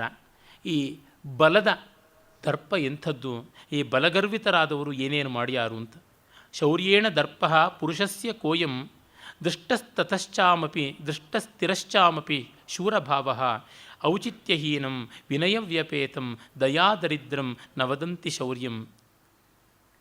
ಶೌರ್ಯದ ಮೂಲಕವಾಗಿ ಮನುಷ್ಯನಿಗೆ ಉಂಟಾಗುವಂಥ ದರ್ಪ ಇದೆಯಲ್ಲ, ಅದು ತುಂಬ ಖೇಡಗವಾದದ್ದು, ಪಾಶವವಾದದ್ದು, ತುಚ್ಛವಾದದ್ದು, ಔಚಿತ್ಯ ಇಲ್ಲದ್ದು, ವಿನಯವನ್ನು ಕೂಡಿಲ್ಲದೆ ಇರ್ತಂದು, ನಿರ್ದಯವಾದದ್ದು, ದಯಾ ದರಿದ್ರ ಅಂತ. ದಯೆಯ ಪಾಲಿಗೆ ದಾರಿದ್ರ್ಯವನ್ನು ಇಟ್ಟುಕೊಂಡಿರುವಂಥದ್ದು. ಇದನ್ನು ಶೌರ್ಯ ಅಂತ ಯಾರೂ ಹೇಳಲ್ಲ, ಶ್ವಾಪದ ಚೇಷ್ಟಿತ ಅಂತ ಕಾಳಿದಾಸ ಹೇಳ್ತಾನೆ. ಅದು ಹಿಂಸರ್ ಪ್ರಾಣಿಗಳ ಚೇಷ್ಟೆ ಎನ್ನುವಂಥದ್ದು. ಮತ್ತು ಈ ಶೌರ್ಯ ಎಂತೆಂಥದ್ದು, ಒಬ್ಬನನ್ನು ಮೀರಿ ಇನ್ನೊಬ್ಬ ಇರ್ತಾನೆ. ಕಾರ್ತವೀರ್ಯಸ್ಯ ಚ ದೋಸ್ಸಹಸ್ರಂ ಚಿಚ್ಛೇದ ವೀರೋ ಯುಧಿ ಜಾಮದಜ್ಞ ಸಸಾಯಕೆ ರಾಮಕರಾಧಿರೋಡೆ ಬ್ರಾಹ್ಮಣ್ಯ ದೈನ್ಯ ಪ್ರಣಯೀ ಬಭೂವ. ಕಾರ್ತ್ಯವೀರ್ಯನ 1000 ತೋಳುಗಳ ಕಾಡಿಗೆ ಒಂದೇ ಕೊಡಲಿ ಏಟಾಗಿ ಕತ್ತರಿಸಿ ಬಿಸಾಡಿದವನು ಬಾಲಕನಾದ ರಾಮನ ಮುಂದೆ ಜನಿವಾರದ ಪ್ರದರ್ಶನ ಮಾಡಿಕೊಂಡು, ಬ್ರಾಹ್ಮಣ ನಾನು, ಅದರಿಂದ ನನ್ನ ಕೊಲ್ಲಬೇಡ ಅಂತ ಬೇತುಕೊಳ್ಳಬೇಕಾಯಿತು, ಗೋಗರಿಯಬೇಕಾಯಿತು. ಈ ಮಟ್ಟದ್ದು ಪರಶುರಾಮನ ಶೌರ್ಯ ಕಾರ್ತ್ಯವೀರ್ಯನನ್ನು ಗೆದ್ದಿದ್ದು. ಇನ್ನು ರಾಮೋಪಿ ಸಹಾಯಕ ಲಾಭ ಲೋಭ ಚಕ್ರೆ ಕಪೆ ಸಂಶ್ರಯ ದೈನ್ಯ ಸೇವಾಂ. ಈ ರಾಮನು ಏನು ದೊಡ್ಡ ಅಭಿರಾಮನಾಗಲಿಲ್ಲ, ಕೋತಿಗಳ ಸಹಾಯವನ್ನು ಪಡ್ಕೊಂಡು ಮುಂದೆ ಹೋಗಬೇಕಾಯಿತು. ಸುಗ್ರೀವಸ್ಯ ನದಿ ನಾಂಚ ಪ್ರಸಾದ ಮನುಪಾಲಯನ್. ಸುಗ್ರೀವ ಮತ್ತು ನದಿಗಳು ಅನುಗ್ರಹ ಮಾಡೋದನ್ನೇ ನೋಡ್ಕೊಂಡು ಕೂತಿದ್ದೀನಿ ಅಂತ ರಾಮಾಯಣದಲ್ಲೇ ಬರುತ್ತದೆ. ಶೂರಪ್ರತಾಪ ಶಿಶಿರತ್ತುನೇವ ಕಾಲೇನ ಲೀಢ ತನುತಾಮುಪೈತಿ. ಅಂಥ ರಾಮ ಇರಲಿ, ರಾಮನ ಕುಲ ಪ್ರವರ್ತಕನಾದ ಸೂರ್ಯನೇ ಶಿಶಿರತ್ತು ಬಂದಾಗ ಮಂದನಾಗ್ಬಿಡ್ತಾನೆ, ಮಂಕಾಗ್ಬಿಡ್ತಾನೆ. ಅವನ ಮಗ ಶನೈಶ್ಚರನಂತೆ ಆಗಿಬಿಡ್ತಾನೆ. ವಾಲಿ ಆದರೂ ಏನು? ವಾಲಿ ಪ್ರಸಹ್ಯ ಪ್ಲವಗ ಕರೇಣ ಸೋಲ್ಲಾಸ ಕೈಲಾಸ ಸಹಂ ದಶಾಸ್ಯಂ ನಿಕ್ಷಿಪ್ಯ ಕಕ್ಷಾಂಚಲ ಸಂಧಿ ಬಂದೆ ಸಪ್ತಾಬ್ದಿ ಸಂಧ್ಯಾ ವಿಧಿಮನ್ವತಿಷ್ಠತ್.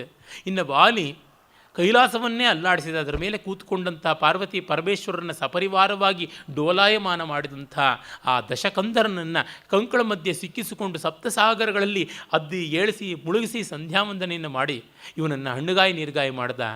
ಅಂಗದನ ತೊಟ್ಲಿಗೆ 10 ತಲೆಯ ಹುಳು ಅಂತ ಕಟ್ಟಿದ್ದ ಅಂತೆಲ್ಲ ಹೇಳಿಬಿಟ್ಟು ಇಂಥದ್ದು ವಾಲಿ. ಆ ವಾಲಿ ರಾಮನ ಕೈನಲ್ಲಿ ಸತ್ತ. ಯುದ್ಧೋದ್ಧತ ಭೂಪತಯ ಪ್ರಸಿದ್ಧ ಬದ್ಧ ಜರಾಸಂಧ ನೃಪೇನ ಪೂರ್ವಂ ಸ ಭೀಮಸೇನೇನ ಭುಜಾಯುಧೇನ ದ್ವಿಧಾ ಕೃತ ಸಂಧಿ ವಿದಾರಣೇನ. ಇನ್ನು 100ಕ್ಕೂ ಹೆಚ್ಚು ಜನ ರಾಜರನ್ನು ಭೈರವನಿಗೆ ಬಲಿ ಕೊಡಬೇಕು ಅಂತ 90ಕ್ಕೂ ಮಿಗಿಲಾಗಿ ಅವರನ್ನು ಸೆರೆಯಲ್ಲಿಟ್ಟಂಥ ಜರಾಸಂಧ, ಕೃಷ್ಣನನ್ನು 7 ಕೆರೆ ನೀರು ಕುಡಿಸಿದಂಥವನು, 28 ಅಕ್ಷೋಹಿಣಿ ಸೈನ್ಯಗಳ ಅಧೀಶ್ವರ ಭೀಮನ ಕೈಯಲ್ಲಿ ಸೀಳಿಸಿಕೊಂಡ ತನ್ನ ಕಾಯವನ್ನೇ.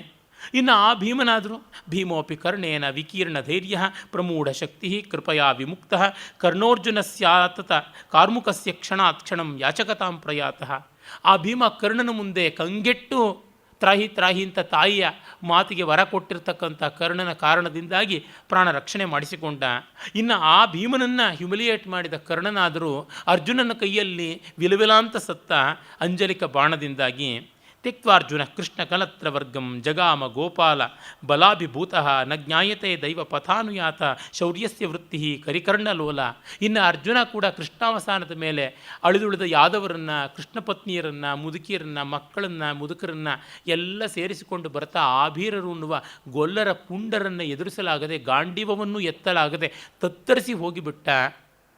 ಇನ್ನು ಅದಕ್ಕಿಂತ ಮಿಗಿಲಾಗಿ ಶೌರ್ಯದ ಪರಾಭವ ಏನುಂಟು, ಶೌರ್ಯಸ್ಯ ವೃತ್ತಿ ಕರಿಕರ್ಣಲೋಲ. ಆನೆಗಳ ಕಿವಿ ಒಂದು ಕಡೆ ನಿಲ್ಲೋಲ್ಲ, ಪಟಪಟ ಪಟಪಟ ಹೊಯ್ದಾಡ್ತಲೇ ಇರ್ತವೆ. ಆ ತರಹ ಆನೆಗಳ ಕಿವಿ ನ್ಯಾಚುರಲ್ ಏರ್ ಕೂಲರ್. ಈ ವಾಹನಗಳಲ್ಲಿ ಯಾವ ತರಹ ಆ ಒಂದು ಎಂಜಿನ್ ಹೀಟ್ ಆಗದೆ ಇರೋದಕ್ಕೆ ಫಿನ್ಸ್ ಅಂತ ಏನು ಕರೀತಾರೆ, ಕಿವಿರುಗಳ ರೀತಿಯಲ್ಲಿಯೇ ರೆಕ್ಕೆಗಳ ರೀತಿಯಲ್ಲಿ ಮುಂಚಾಚು ಹಿಂಚಾಚು ಎಲ್ಲ ಇದ್ದು ಅದರೊಳಗೆ ನೀರು ಗಾಳಿ ಎಲ್ಲ ಓಡಾಡ್ತಾ ಇರ್ತದೆ ಅಂತ ನಾವು ಆಟೋಮೊಬೈಲ್ ಇಂಜಿನಿಯರಿಂಗಲ್ಲಿ ಓದಿರುವಂಥದ್ದು.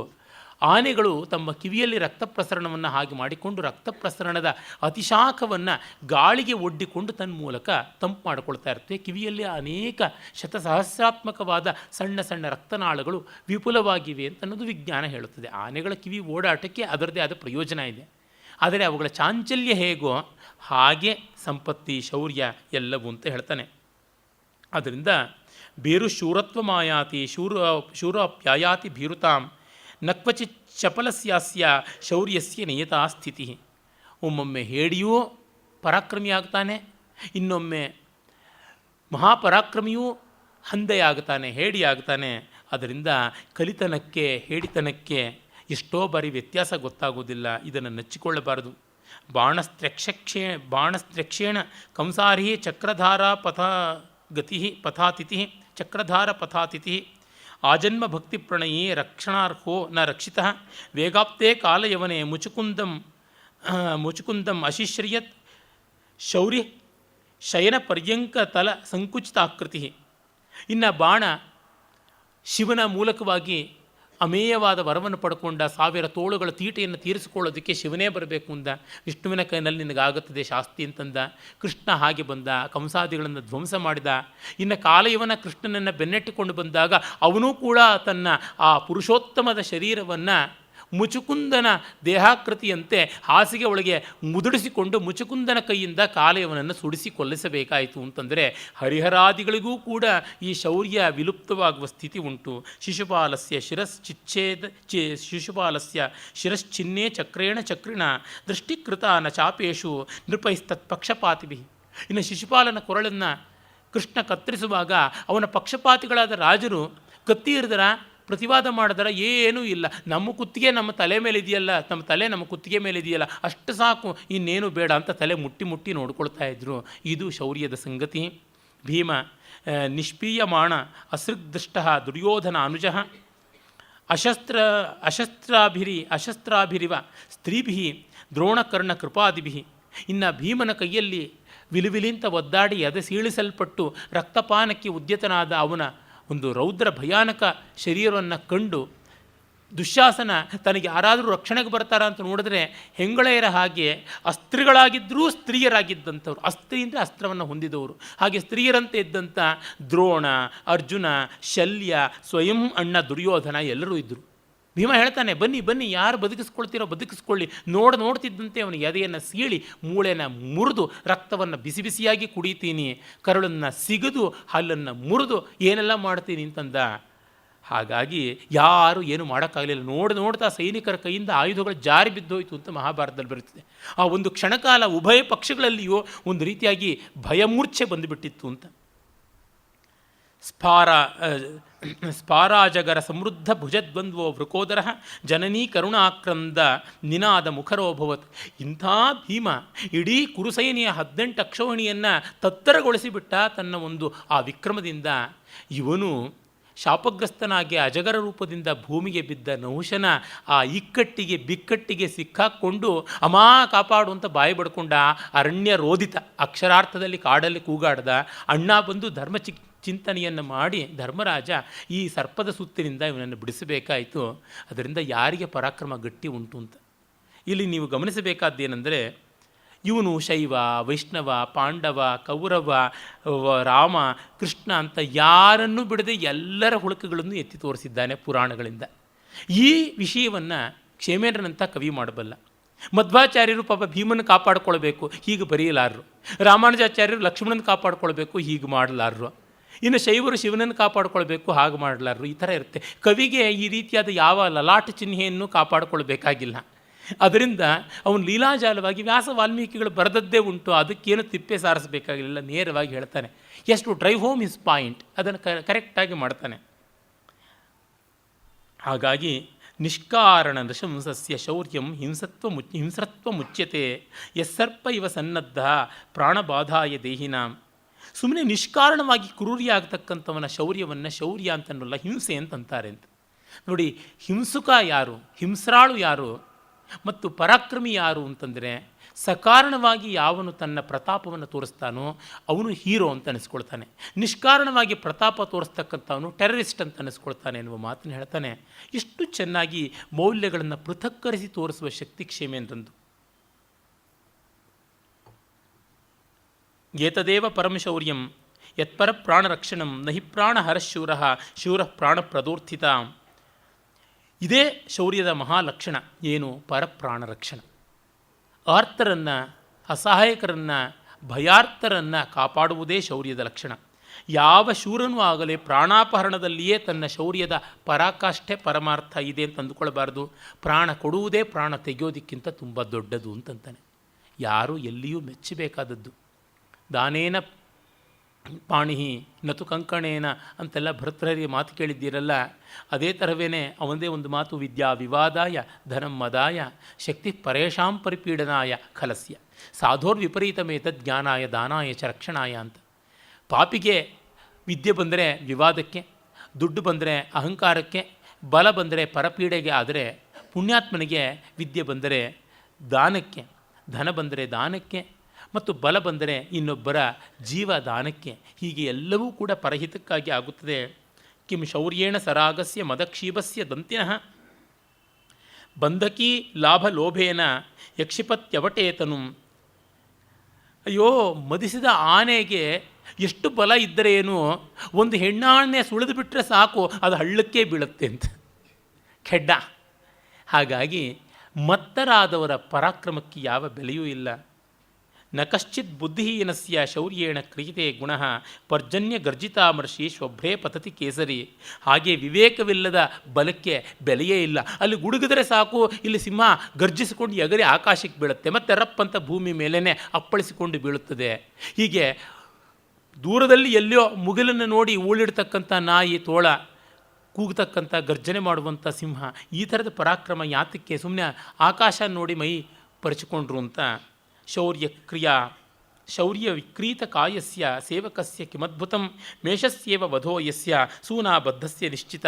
ಹಾಗೆಯೇ ಯಾವನ ಶೌರ್ಯ ಅವನನ್ನು ಸ್ವತಂತ್ರನಾಗಿ ಮಾಡಿಲ್ವೋ, ಅವನ ಶೌರ್ಯ ಪಾರತಂತ್ರ್ಯದಲ್ಲಿರಿಸಿದೆಯೋ ಅಂಥ ಶೌರ್ಯಕ್ಕೆ ಬೆಲೆ ಇಲ್ಲ. ಕುರಿ ಟಗರು ಎಷ್ಟು ಕೊಬ್ಬಿ ಡಿಕ್ಕಿ ಹಣೆಗೆ ಹೊಡ್ಕೊಂಡು ಠಣ್ ಅಂತ ಲೋಹ ಶಬ್ದ ಮಾಡ್ತಾಯಿದ್ರು, ಅದು ಕಟಕನ ಕತ್ತರಿಗೇ ಸಿಗೋದು, ಕಟಕನ ಖಡ್ಗಕ್ಕೇ ತಲೆಯನ್ನು ಕೊಡ್ತಕ್ಕಂಥದ್ದು ಅಂತ. ಕೆಲವರು ತಮ್ಮ ಬಲವನ್ನು ಬೇರೆಯವರಿಗೆ ಮಾರಿಕೊಂಡು ಬಿಟ್ಟಿರ್ತಾರೆ. ಅಂದರೆ ಅವ್ರದ್ದು ಬಲ ಪಣ್ಯ ವಸ್ತು, ಮಾರ್ಕೆಟ್ ಪ್ರಾಡಕ್ಟ್ ಅದು. ಹಾಗಾಗಿ ಅವರಿಗೆ ಯಾವ ಸ್ವಾತಂತ್ರ್ಯ ಇರೋಲ್ಲ. ಅವರು ಯಜಮಾನ ಅನ್ನುವಂಥ ಕಟುಕನ ಕೈಗೆ ತಮ್ಮ ಬಲವನ್ನು ಕುರಿ ಒಪ್ಪಿಸಿದಂತೆ ಒಪ್ಪಿಸಿಬಿಟ್ಟಿರ್ತಾರೆ ಅಂತ ಹೇಳ್ತಾನೆ. ಹೀಗೆ ಬಲದ ಒಂದು ದೌರ್ಬಲ್ಯವನ್ನು ಹೇಳ್ತಾ ದಂಬೋದ್ಭವ ಅಂತ ಒಬ್ಬ ರಾಕ್ಷಸನ ಕಥೆಯನ್ನು ಹೇಳ್ತಾನೆ. ಆತ ದರ್ಪ ಕಂಡೂಲ ದೋರ್ದಂಡಂ, ತುಂಬ ತೋಳು ತೀಟೆ ಅಂತಾರಲ್ಲ, ದರ್ಪ ಕಂಡೂಲ, ದರ್ಪದ ಕೆರೆತ ಅವನ ತೋಳುಗಳಿಗೆ ಬಂದಿತ್ತಂತೆ. ಎಲ್ಲೆಲ್ಲೂ ಯಾರ್ಯಾರ ಮೇಲೂ ಯುದ್ಧ ಮಾಡ್ತಾ ಇದ್ದ ದಂಬೋದ್ಭವ. ಇದು ನೀಲಮತ ಪುರಾಣ ಅಂತ ಕಾಶ್ಮೀರದಲ್ಲಿ ಪ್ರಸಿದ್ಧವಾದ ಒಂದು ಸ್ಥಳೀಯ ಪುರಾಣ. ಆ ನೀಲಮತ ಪುರಾಣದಲ್ಲಿ ಬರುವಂಥ ಕಥೆ ದಂಬೋದ್ಭವ ಅಂತ. ಆ ಒಬ್ಬ ದಂಬೋದ್ಭವ ಯಾವ ದೇವತೆಗಳನ್ನೂ ಉಳಿಸದೆ ಎಲ್ಲರನ್ನೂ ಸೋಲಿಸ್ತಾ ಇದ್ದ. ನಾರದನ ಕೇಳ್ತಾನೆ, ಯಾರು ಅತ್ಯಂತ ಪರಾಕ್ರಮಿಗಳು ಅಂತ. ಆಗ ನಾರದರು ಹೇಳ್ತಾರೆ, ನಾರಾಯಣ ಮಹರ್ಷಿಗಳಿದ್ದಾರೆ ಬದರಿಕಾಶ್ರಮದಲ್ಲಿ, ಅವ್ರನ್ನ ಹೋಗಿ ನೋಡು ಅಂತ. ಅವರಿಬ್ಬರು ತಪಸ್ಸಿನಲ್ಲಿದ್ದಾರೆ, ಯುದ್ಧಕ್ಕೆ ಬರೋದಿಲ್ಲ, ಅವ್ರನ್ನ ಕೆಣಕು ತಾಕತ್ತಿದ್ರೆ ಅಂತ. ಹೋಗಿ ಕೆಣಕ್ತಾನೆ. ಆಗ ಇಬ್ಬರು ಹೇಳ್ತಾರೆ, ಮಹೀಪತೆ ನಿವರ್ತಸ್ವ ನವಯಂ ಯುದ್ಧ ಕೋವಿದಾಹ ಯುಕ್ತಸ್ಥೈರೇವ ಸಂಗ್ರಾಮ ತವಯೇ ಭೂಮ್ಯ ಅನಂತರಾಹ. ನಮಗೆ ಯುದ್ಧದಲ್ಲಿ ಆಸ್ಥೆಯೂ ಇಲ್ಲ, ಆ ಅಭ್ಯಾಸ ನಮ್ಮದಲ್ಲೂ ಅಲ್ವ. ಹಾಗಾಗಿ ನೀನು ಯಾರಿಗೆ ಉಂಟು ತೋಳು ತೀಟೆ ಅವ್ರ ಹತ್ರ ಹೋಗಿ ತೀರಿಸ್ಕೋ. ನಮಗೆ ಯುದ್ಧದಲ್ಲಿ ಪ್ರೀತಿ ಇಲ್ಲ, ನೀನೇ ಬಲಶಾಲಿ ಅಂತ ಒಪ್ಕೋತೀವಪ್ಪ, ಸುಮ್ಮನೆ ಹೋಗು ಅಂದರೆ ಅವನಷ್ಟಕ್ಕೆ ಕೇಳಲಿಲ್ಲ, ಮಾಡ್ತಾ ಇದ್ದಾನೆ ಮತ್ತೆ ಮತ್ತೆ ವಾದವನ್ನು, ಬನ್ನಿ ಬನ್ನಿ ಅಂತ ಪೀಡಿಸ್ತಾ ಇದ್ದಾನೆ. ಇತ್ಯುಕ್ತೋಪಿ ಯದಾ ರಾಜ ನಚಚಾಲ ರಣಾದರಾತ್ ತದಾತಂ ದೃಪ್ತಂ ಐಶೀಕ ನಿಶಾತಾಸ್ತ್ರೈರ ಪೂರಯತ್. ಆಗ ಐಶೀಕ ಅಂತ ಒಂದು ಹುಲ್ಲನ್ನು ಕಿತ್ತು, ಇಶೀಕ ಅಂದರೆ ಒಂದು ಹುಲ್ಲು, ಆ ಹುಲ್ಲನ್ನು ಕಿತ್ತು ಐಶೀಕಾಸ್ತ್ರ ಅಂತದ್ದು ಬ್ರಹ್ಮಾಸ್ತ್ರವನ್ನು ಪ್ರಯೋಗ ಮಾಡ್ತಾರೆ. ಅದು ಇವನನ್ನು ಹಣ್ಣುಗಾಯಿ ನೀರುಗಾಯಿ ಮಾಡಿಬಿಡ್ತದೆ. ಅಕಾಂಡ ಖಂಡಿತೋಚ್ಚಂಡ ದರ್ಪ ಜ್ವರ ಭರೋ ನೃಪ ಕೃಪಣ ಪ್ರಾಣರಕ್ಷಾಯೈ ತಮೇವ ಶರಣಂ ಯಯೋ. ಆಗ ಅವನು ದಮ್ಮೈಗುಡ್ಡೆ ಹಾಕಿ ಕಾಲಿಗೆ ಬಿದ್ದು ಕಾಪಾಡಿ ಅಂತ ತ್ರಾಹಿ ಅಂತ ಬೇಡಿಕೊಳ್ತಾನೆ. ಇಷ್ಟಕ್ಕೆ ಬೇಕಿತ್ತ, ಸುಮ್ಮನೆ ತಪ್ಪಿಗೆ ಹೋಗ್ಬೋದಾಗಿತ್ತಲ್ಲ ಅಂತ. ಈ ರೀತಿಯಾಗಿ ಇತಿ ಮಾನಸ್ಯ ಮಹತಾಂ ಅಪಿ ಘೋರ ಅಶನಿರ್ಮದಃ ಲೋಹಸ್ಯ ಸ್ವಮಲೇನೇವ ಕ್ಷಯೋ ದರ್ಪೇಣ ತೇಜಸಃ. ಹಾಗಾಗಿ ಯಾವ ತರಹ ಕಬ್ಬಿಣಕ್ಕೆ ಮತ್ತಿನ್ಯಾವ ಪದಾರ್ಥಗಳು ಅದನ್ನು ಹಾಳು ಮಾಡೋಕ್ಕೆ ಬೇಡ, ಅದೇ ತುಕ್ಕಿಡಿದು ಹಾಳಾಗುತ್ತಲ್ಲ, ಹಾಗೆ ಈ ಕೊಬ್ಬು ಅಹಂಕಾರ ಅನ್ನುವಂಥದ್ದು ತನ್ನಂತೆ ತಾನೇ ಕಿತ್ತು ತಿಂದು ಹಾಕಿಬಿಡುತ್ತೆ ಅಂತ. ಎಂಥ ಒಳ್ಳೆಯ ಪರಿಶೀಲನೆ ನೋಡಿ. ಅವನ ಲೋಕ ಪರಿಶೀಲನೆ, ಆನೆ ಕೆಡ್ಡಾಗಿ ಬೀಳೋದಿರ್ಬೋದು, ಆನೆ ಕಿವಿ ಆಡಿಸೋದಿರ್ಬೋದು, ಮತ್ತು ಈ ಕಬ್ಬಿಣ ಮತ್ತೊಂದರಿಂದ ಮುರಿಯಲ್ಪಡಬೇಕಾಗೋಲ್ಲ, ಅದರ ತುಕ್ಕೆ ಅದನ್ನು ಹಾಳು ಮಾಡಿಬಿಡ್ತದೆ ಎನ್ನುವಂಥದ್ದು. ಇದು ವಿದ್ವಾಂಸರಿಗೆ ಬೇಕಾದ ವ್ಯುತ್ಪತ್ತಿ. ಎಷ್ಟು ಗಮನಿಸಿದ್ದಾನೆ, ಎಷ್ಟು ಚೆನ್ನಾಗಿ ಅದನ್ನು ಯುಕ್ತಿಯುಕ್ತವಾಗಿ ತಂದುಕೊಡ್ತಾನಲ್ಲ. ಇಂಥದ್ದು ವ್ಯುತ್ಪತ್ತಿ, ಪ್ರತಿಭೆ, ಅಭ್ಯಾಸ ಇವು ಮೂರೂ ಸೇರಿ ಬರುವಂತಹ ಕಾವ್ಯ ರಚನಾ ಪಾರೀಣತೆ. ಇನ್ನು ನಾವು ಆರನೆಯದಾದಂತಹ ದಾನ ವಿಚಾರ ಅನ್ನುವಂತಹ ಭಾಗಕ್ಕೆ ಬರ್ತೀವಿ. ದಾನದ ಅಹಂಕಾರ ಅದು ಎಂಥದ್ದು? ಜಗತ್ಯೇಕೋ ಭದ್ರದ್ವಿರದ ಇವ ದಾನಾರ್ದ್ರ ಸರಣಿ ಯಶಸ್ವಿ ನಿಸ್ವಾನ್ನಾಂ ಅಹಮಹಮಿತಾಶಾ ಫಲತರು ಇತಿ ತ್ಯಾಗೋದಗ್ರಂ ವಹತಿ ಕಿಲ ದರ್ಪಂ ಮನಸಿ ಯಃ ತದುದ್ಭೂತಂ ಸರ್ವಂ ಸುಕೃತಮಪಹಾಯ ವ್ರಜತಿ ಸಹ. ಜಗತ್ತಿನಲ್ಲಿ ದಾನ ಅನ್ನುವಂಥದ್ದೇನೆ ನಿಜವಾಗಲೂ ಒಳ್ಳೆಯ ಆನೆ. ಅದಕ್ಕೆ ಮಿಗಿಲಾದ ಆನೆ ಯಾವುದೂ ಇಲ್ಲ. ಅದು ನಮ್ಮನ್ನು ಅತ್ಯಂತ ಮಂಗಳಕರವಾಗಿ ಸ್ಥಾನವನ್ನು ತಲುಪಿಸ್ತಕ್ಕಂಥದ್ದು. ಆದರೆ ಅದು ಮದಭರಿತವಾಗಿಬಿಟ್ರೆ ಮಣ್ಣು ಸುರ್ಕೊಳ್ತಾ ಇರ್ತಷ್ಟೇ. ಅದರ ಮೇಲೆ ಕೂತವ್ರಿಗೆ ಮೃತ್ತಿಕಾ ಸ್ನಾನವೇ ಇನ್ಯಾವುದೂ ಇಲ್ಲ. ಅವನು ಹೇಳ್ತಾನೆ, ಸ್ವರ್ಗಾದಿ ಸಂಭೋಗ ಫಲಾಭಿಲಾಷಾತ್ ಪಾತ್ರಾಯ ಪೂಜ್ಯಾಂ ಪ್ರತಿಪದ್ಯತೆ ಯಃ ಧರ್ಮಾರ್ಥಪಣ್ಯ ಕ್ರಯವಿಕ್ರಯೋಸೌ ಕಸ್ತೇನ ದಾನ ಪ್ರಭವೋಭಿಮಾನ. ಸ್ವರ್ಗಲಾಭದಿಂದ, ಅಲ್ಲಿರುವ ಅಪ್ಸರಿ ಸಂಘ ಲಾಭದಿಂದ ದಾನ ಧರ್ಮಗಳಿಗೆ ಹೊರಟ್ರೆ ಆ ದಾನ ಧರ್ಮ ವ್ಯಾಪಾರ ಆಗುತ್ತದೆ. ಮುಂದೆ ಯಾವುದೋ ವ್ಯಾಪಾರಕ್ಕೆ ಇಲ್ಲಿ ಇನ್ವೆಸ್ಟ್ಮೆಂಟ್ ಮಾಡಿದ್ದು ಅಂತಾರೆ ಹೊರತು ಅದನ್ನು ದಾನ ಅಂತ ಕರೆಯೋದಿಲ್ಲ. ಅದು ಬರೆಯ ಬೂಟಾಟಿಕೆ ಅನ್ನೋ ಮಾತನ್ನು ಹೇಳ್ತಾನೆ. ಕುರುಕ್ಷೇತ್ರಾದಿ ದೇಶೇಶು ಕಾಲೇಶ್ವರ್ಕಗ್ರಹಾದಿಷು ಆತ್ಮೋಪಕಾರ ಮಾತ್ರೇಣ ಪಾತ್ರೇ ದಾನೇನ ಕಿಮ್ಮದಃ. ಕುರುಕ್ಷೇತ್ರ ಇತ್ಯಾದಿಗಳಲ್ಲಿ ಗ್ರಹಣಾದಿಗಳು ಬಂದಾಗ ನಮಗೆ ಒಳ್ಳೆಯದಾಗಲಿ ಅಂತ ಮಾಡುವಂಥ ದಾನ ದೊಡ್ಡದೇನಲ್ಲ ಅಂತ. ನಿಮಗೆ ಒಳ್ಳೆಯದಾಗಲಿ ಅಂತ ನೀವು ಮಾಡಿದ್ದನ್ನು ಇನ್ವೆಸ್ಟ್ಮೆಂಟ್ ಅಂತ ತಾನೇ ಕರಿಬೇಕು, ಬೇರೆಯವ್ರಿಗೆ ಒಳ್ಳೆಯದಾಗಲಿ ಅಂತ ಮಾಡಿದ್ದು ತಾನೇ ಅಂತಂತಾನೆ. ನಿಜ, ಆ ಮೂಲಕವಾಗಿ ಆದರೂ ಮಾಡಲಿ ಅಂತ ಉಂಟು. ಆದರೆ ಅವನು ಬೂಟಾಟಿಕೆ ಯಾವ ಹಂತದಲ್ಲೂ ಬರಬಹುದು, ದುರಹಂಕಾರ ಯಾವ ಹೊತ್ತಿಗಾದರೂ ತುಳಿಯಬಹುದು ಅನ್ನೋದಕ್ಕೋಸ್ಕರವಾಗಿ ಈ ಸೂಕ್ಷ್ಮತೆಯನ್ನು ಇಟ್ಟುಕೊಂಡಿದ್ದಾನೆ. ದೇಶಕಾಲ ಕ್ರಿಯಾ ಪಾತ್ರಾಣಿ ಅವಿಚಾರ್ಯ ಇವ ಕೇವಲಂ ಪರೇಶಾಂ ಅರ್ತಿಶಮನಂ ದಯಾರ್ದ್ರಂ ದಾನ ಮುಚ್ಯತೆ. ದೇಶ ಕಾಲ ಪಾತ್ರ ಯಾವುದು ನೋಡಿದೆ ಅಯ್ಯೋ ಪಾಪ ಅಂತ ಕೊಡ್ತಾ ಇದ್ದರೆ ಅದನ್ನು ದಯಾದಾನ ಅಂತ ಕರೀತಾರೆ. ಪಾಪ ಕೊಡ್ತಾ ಇದ್ದಾನೆ ಅಷ್ಟೇ, ವಿವಕ್ಷೆ ಇಲ್ಲದೆ ಕೊಡ್ತಾನೆ, ಒಳ್ಳೆ ಮನುಷ್ಯ. ಆದರೆ ನೋಡಿಕೊಡಬೇಕು, ಅಪಾತ್ರ ದಾನಗಳಾಗುತ್ತದೆ ಅಂತ. ದಾತವ್ಯಮಿತಿ ಯದ್ದಾನಂ ದೀಯತೆ ಅನುಪಕಾರಿಣೆ ದೇಶೇ ಕಾಲೇ ಚ ಪಾತ್ರೇ ಚ ತದ್ದಾನಂ ಸಾತ್ವಿಕಂ ಸ್ಮೃತಂ ಅಂತ ಗೀತೆಯಲ್ಲಿ ಹೇಳುವುದು ಅದು ಬೇರೆಯೇ ಆದದ್ದು. ರಕ್ಷಾಯೈ ಸಂಪದಾಂ ಪುತ್ರ ಕಲತ್ರ ಸುಖಸಿದ್ಧಯೇ ದೀಯತೆ ತತ್ ಪ್ರಯತ್ನೇನ ಲೋಭದಾನೇನ ತೇನ ಕಿಂ. ಹೆಂಡತಿ ಮಕ್ಕಳು ಸುಖ ಎಲ್ಲ ತುಂಬ ಕಾಲ ಗಟ್ಟಿಯಾಗಿರಬೇಕು ಅಂತ ಕೊಡುವಂಥ ದಾನ ಅದು ಎಂಥದ್ದು? ಲೋಭದಾನ, ಅದು ಪ್ರಯೋಜನಕ್ಕಿಲ್ಲ. ವಾದೇ ಖಲೈಹಿ ಖಲೀಕೃತ್ಯ ವೇದದ್ರುತ ಪರೀಕ್ಷೆಯ ದೀಯತೆ ಯತ್ ಚಿರಕ್ಲಿಷ್ಟಂ ಕಷ್ಟದಾನೇನ ತೇನ ಕಿಂ. ಎಲ್ಲರತ್ರನೂ ವಾದ ಮಾಡಿ ಚೌಕಾಸಿ ಮಾಡಿ ಮತ್ತೆ ಎಣಿಸಿ ನೋಡಿ ಕೊಡುವಂಥ ದಾನ ಇದೆಯಲ್ಲ, ಅದು ತುಂಬ ಕಷ್ಟದಾನ, ಸಂಕಟ ಪಟ್ಕೊಂಡು ಕೊಡುವುದು, ಅದರಿಂದ ಏನು ಪ್ರಯೋಜನವಿಲ್ಲ. ಗೋದಾನ ಅಂತಾರೆ, 500 ರೂಪಾಯಿ ಅಂತಾರೆ ಯಾವುದೋ ಪಂಡ, ಯಾವುದೋ ಪ್ರಯಾಗದಲ್ಲೋ ಬದರಿನಲ್ಲೋ ಕೇದಾರದಲ್ಲೋ.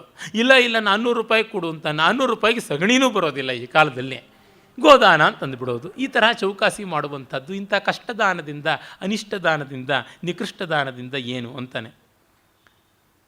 ತ್ಯಕ್ವಾಶಾಗತ ಸತ್ಪಾತ್ರಂ ಪೂರ್ಣಾಯಾಭ್ಯರ್ಚ್ಯ ದೀಯತೆ ಯತ್ತತ್ ಉಚ್ಛ್ವಾಸ ಸಂತಪ್ತಂ ದಗ್ಧದಾನೇನ ತೇನ ಕಿಂ. ಪಾಪ ಸತ್ಪಾತ್ರನಾದವನನ್ನು ಬಿಟ್ಟುಬಿಟ್ಟು ಇನ್ಯಾವನಿಗೋ ತುಂಬ ಶ್ರೀಮಂತ, ಆದರೆ ಅವನು ಕೊಟ್ಟರೆ ನನ್ನ ಸ್ಟೇಟಸ್ ಹೆಚ್ಚಾಗುತ್ತೆ ಅಂತ ಆ ಥರ ಕೊಡ್ತಕ್ಕಂಥ ದಗ್ಧದಾನ, ಅದು ಬರೀ ಸುಟ್ಟದಾನ, ಕೆಟ್ಟದಾನ, ಅದರಿಂದ ಏನು ಪ್ರಯೋಜನ ಅಂತ ನೋಡಿ. ಅವರು ತುಂಬ ಪ್ರಮುಖರಾದವರು ಆ ಒಂದು ಅನಾಥಾಲಯದ ಚೇರ್ಮನ್ ಆಗಿದ್ದಾರೆ. ನಾವು ದಾನ ಕೊಟ್ಟರೆ ಅವ್ರಿಗೆ ತುಂಬ ಮೆಚ್ಚುಗೆ ಆಗುತ್ತೆ, ಅವ್ರು ಬೇಕಾದಷ್ಟು ಕಡೆಗಳಲ್ಲಿ ರೆಕಮೆಂಡೇಷನ್ ಮಾಡಬಲ್ಲಂಥ ಸ್ಥಾನದಲ್ಲಿದ್ದಾರೆ, ಅಥವಾ ಅವರು ಸೆಲೆಬ್ರಿಟಿ ಅನ್ನಿಸ್ಕೊಂಡಿದ್ದಾರೆ, ಅವ್ರಿಗೆ ಕೊಡೋದ ಮೇಲೂ. ಈಗ ಪ್ರವಾಹ ಸಂತ್ರಸ್ತರಿಗೋಸ್ಕರವಾಗಿ ನಿಧಿನ ಕಲೆಕ್ಟ್ ಮಾಡೋದಕ್ಕೆ ಅಂತ ಯಾವುದೋ ಪ್ರಮುಖ ಚಿತ್ರನಟ ಬರ್ತಾ ಇದ್ದಾರೆ, ಹಾಗಾಗಿ ಅವ್ರ ಜೋಳಿಗೆಗೆ ಹಾಕೋಣ. ಈ ರೀತಿಯಾಗಿ ಎಷ್ಟೋ ಜನಕ್ಕಿರುತ್ತೆ. ಪಾತ್ರರನ್ನು ಬಿಟ್ಟು ಅಪಾತ್ರರನ್ನು ಹುಡ್ಕೊಂಡು ಹೋಗ್ತಾರೆ, ಯಾವುದೋ ರಂಗಭೂಮಿಯ ರಜತ ಪರದೆಯ ಕಿರುತೆರೆಯ ಪಾತ್ರಗಳನ್ನು. ಇಂಥದ್ದನ್ನು ಹೇಳ್ತಾ ಇದ್ದಾನೆ ಕವಿ. ಅನ್ಯದಾಭಾಷಿತಂ ಪೂರ್ವಂ ದತ್ತಮನ್ಯತ್ ತಥೋಲ್ಪಕಂ ಯತ್ ಸದೋಷಮಯೋಗ್ಯಂ ವಾ ಕೂಟದಾನೇನ ತೇನ ಕಿಂ. ಕೊಡಬೇಕಾಗಿದ್ದು ಸುವರ್ಣದಾನ ಅಂತ, ಆಮೇಲೆ ಮಾಡಿರತಕ್ಕಂಥದ್ದು ದುರ್ವರ್ಣದಾನ ಏನಾದರೂ ಉಂಟೆ? ತುಂಬ ಹಿಂದೆ ನಮ್ಮ ಊರಿನಲ್ಲಿ ನನ್ನ ಬಂಧುವರ್ಗದವ್ರು ಯಾರೋ ಒಂದು ಮಾಡಿದ್ರಂತೆ. ನಮಗೆ ಮಗುವಿಲ್ಲ, ಒಂದು ಮಗು ಹುಟ್ಟಿದ್ರೆ ಮನೆಯಲ್ಲಿ ಬೆಳ್ಳಿ ತೊಟ್ಲ ಹಾಕ್ತೀವಿ ದೇವರಿಗೆ ಅಂತ. ಆ ಪರಮಾತ್ಮ ತಿರುಪತಿ ತಿಮ್ಮಪ್ಪ ಪಾಪ ನಾಮದ ಕೆಳಗಿರುವ ಕಣ್ಣನ್ನು ಬಿಟ್ಟುಬಿಟ್ಟ, ಅನುಗ್ರಹವಾಯಿತು, ಮಗು ಹೆಣ್ಣು ಹುಟ್ಟುಬಿಡ್ತು. ಆಮೇಲೆ ಬೆಳ್ಳಿ ತೊಟ್ಲು ಏನು ಮಾಡ್ತಾರೆ ಅವರು? ಎಷ್ಟು ಜಾಣ್ಮೆ ಮಾಡಿದ್ರು ಅಂದರೆ ಮಗುವಿಗೆ ಬೆಳ್ಳಿ ಅಂತ ಹೆಸರಿಟ್ರು, ಬಿದರ್ ತೊಟ್ಲನ್ನು ಹುಂಡಿಗೆ ತೊಗೊಂಡೋಗಿ ಹಾಕಿದ್ರು. ಬೆಳ್ಳಿ ತೊಟ್ಲಲ್ವಾ, ಬೆಳ್ಳಿ ಎನ್ನುವ ಮಗುವಿನ ತೊಟ್ಲು. ಪಾಪ ತಿರುಪತಿ ದೇವರು ಕಟಕಹಸ್ತ, ಅಭಯಹಸ್ತ, ವರದಹಸ್ತ ಎರಡನ್ನೂ ತಲೆಗೂ ಬಾಯಿಗೂ ಹೊಡ್ಕೋತಾ ಇರ್ತಾನೆ. ಇನ್ನೇನು ಮಾಡೋದಕ್ಕೆ ಸಾಧ್ಯ? ಈ ಥರದ್ದು ಜಾಣ್ಮೆ ಉಂಟೆ? ನೀವು ಇನ್ನೆಲ್ಲೂ ನೋಡೋಕ್ಕೆ ಸಾಧ್ಯ ಇಲ್ಲ, ನಮ್ಮೂರಲ್ಲಿ ನೋಡೋದಕ್ಕೆ ಸಾಧ್ಯ ಇತ್ತಷ್ಟೇ. ನೋಡಿ, ಬೆಳ್ಳಿಯ ತೊಟ್ಲು ಅಂತಂದರೆ ಅದು ನಾಮಧೇಯದಿಂದ ಮಾತ್ರ, ರಜತ ನಿರ್ಮಿತವಾದದ್ದಲ್ಲ, ರಜತ ಸಂಹಿತವಾದಂಥದ್ದು. ಬೆಳ್ಳಿ ಅನ್ನೋಳ ತೊಟ್ಲು ಬೆಳ್ಳಿಯ ತೊಟ್ಲು ಅಂತ ತತ್ಪುರುಷ ಸಮಾಸ, ಬೆಳ್ಳಿಯಿಂದ ನಿರ್ಮಿತವಾದ ತೊಟ್ಲು ಅಂತ ಅದು ತತ್ಪುರುಷ ಸಮಾಸ. ಸಮಾಸದಲ್ಲೂ ಮೋಸ ಮಾಡಿಲ್ಲ ನಾವು.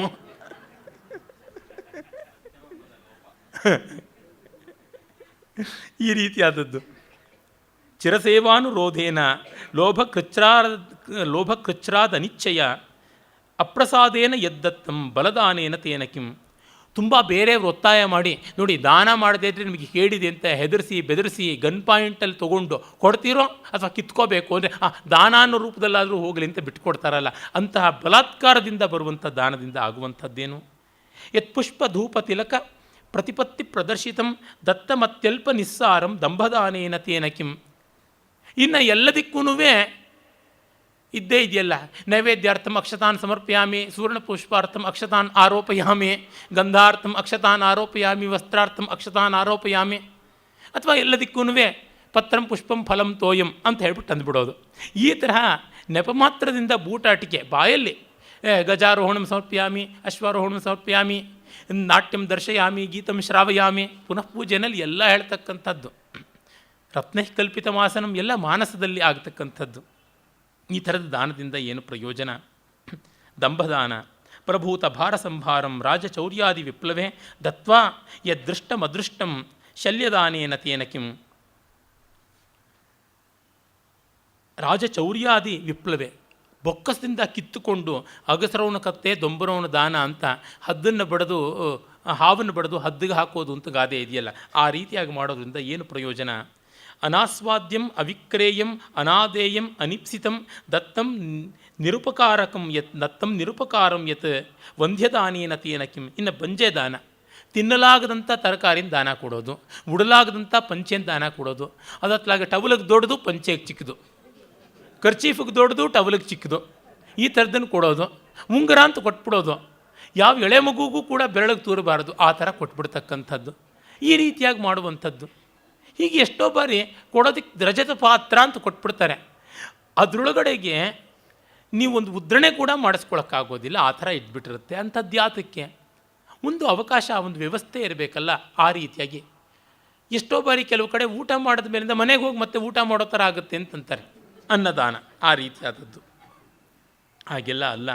ಅಂತ ವಂದ್ಯದಾನ, ಬಂಜೆದಾನದಿಂದ ಏನು? ಋಣವಚ್ಚಿರ ಸಂಶೋಧ್ಯಂ ವಚಸಾ ಪ್ರತಿಪಾದಿತಂ ಎನ್ನಿತ್ಯ ಯಾಚನ ದ್ವೇಷಂ ಯಾಂಚದಾನೇನ ತೇನ ಕಿಂ. 10 ಜನನ ಬೇಡ್ಬಿಡೋದು, 11ನೇವರು ಕೊಟ್ಬಿಡೋದು. ನನ್ನ ದೂರದ ಬಂಧುಗಳೊಬ್ಬರು ಮಾಡ್ತಾಯಿದ್ರು.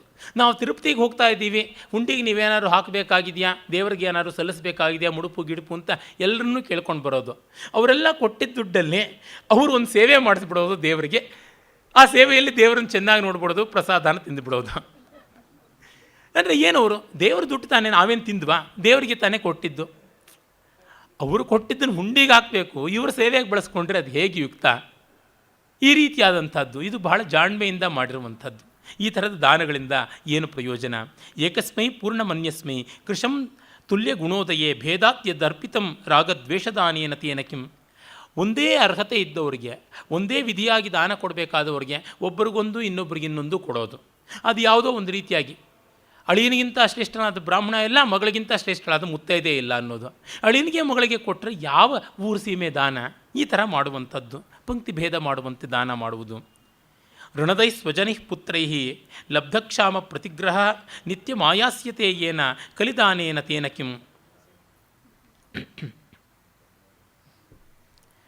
ಮತ್ತು ಸಾಲಗಾರರನ್ನು ಅವಾಯ್ಡ್ ಮಾಡಿಕೊಂಡು, ಸ್ವಜನರನ್ನು ತೊಂದರೆ ಮಾಡಿಕೊಂಡು, ಮಕ್ಕಳಿಗೆ ತೊಂದರೆ ಮಾಡಿಕೊಂಡು ದೊಡ್ಡ ದಾನಿ ಅಂತ ಅನ್ನಿಸ್ಕೊಳ್ತಕ್ಕಂಥ ಈ ಥರದ ಕಲಿಗಾಲದ ದಾನದಿಂದ ಆಗುವಂಥದ್ದೇನು?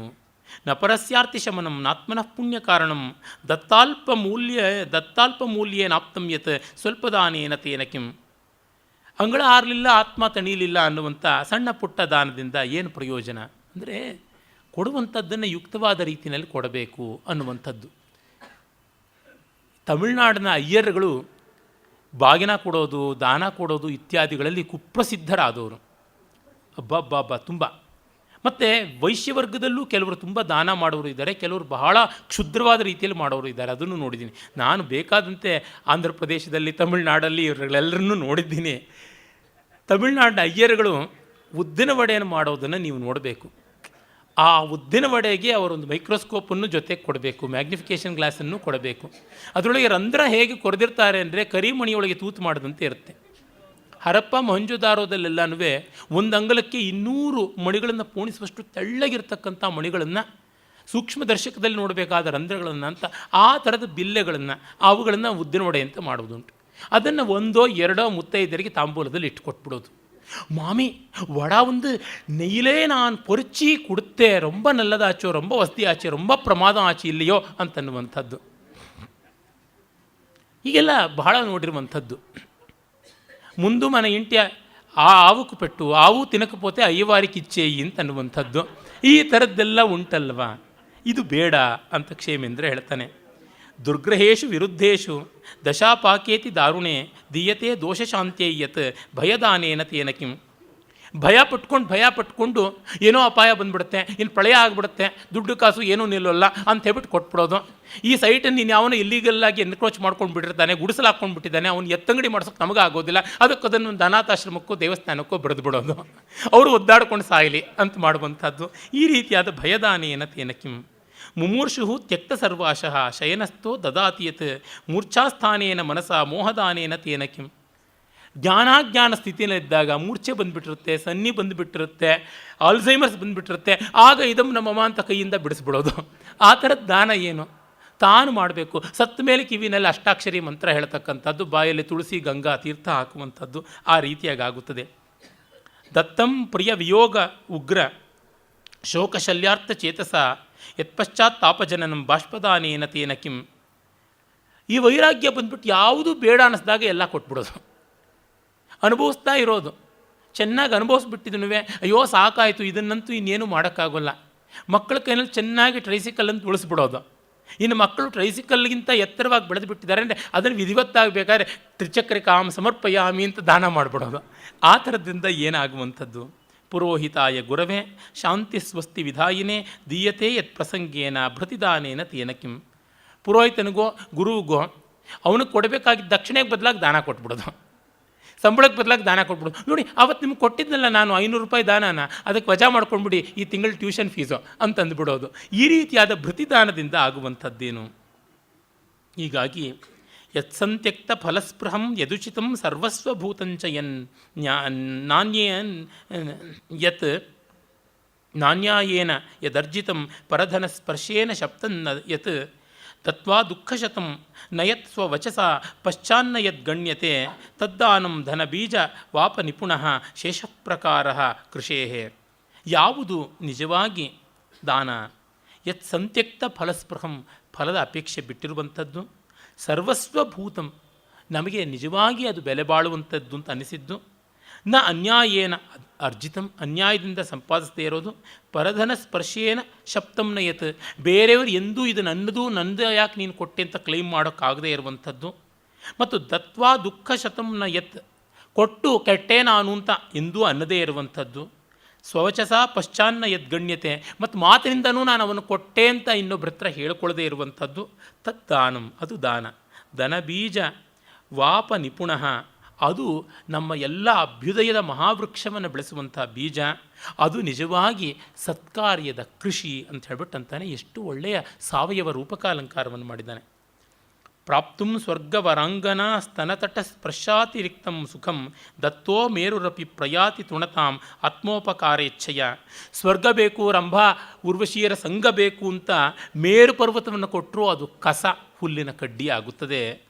ಆಪನ್ನಾರ್ತಿ ವಿಲೋಕನೆ ಕರುಣಯ ಶ್ರದ್ಧಾ ಸುಧಾ ಪೂರಿತಂ ಸತ್ವೋತ್ಸಾಹ ಸಮನ್ವಿತಂ ತೃಣಮಪಿ ತ್ರೈಲೋಕ್ಯ ದಾನಾಧಿಕಂ. ಆದರೆ ಒಬ್ಬ ಕಷ್ಟದಲ್ಲಿದ್ದವನಿಗೆ ಕರುಣೆಯಿಂದ, ಪ್ರೀತಿಯಿಂದ, ಶ್ರದ್ಧೆಯ ಅಮೃತ ಲೇಪನದೊಂದಿಗೆ ಕೊಟ್ಟಂಥದ್ದು ಇದೆಯಲ್ಲ, ಅದು ಹುಲ್ಲು ಕಡ್ಡಿಯಾದರೂ 3 ಲೋಕಗಳಿಗಿಂತ ಹೆಚ್ಚಾಗಿ ಬೆಲೆ ಬಾಳುತ್ತದೆ ಅಂತ ಹೇಳ್ತಾನೆ.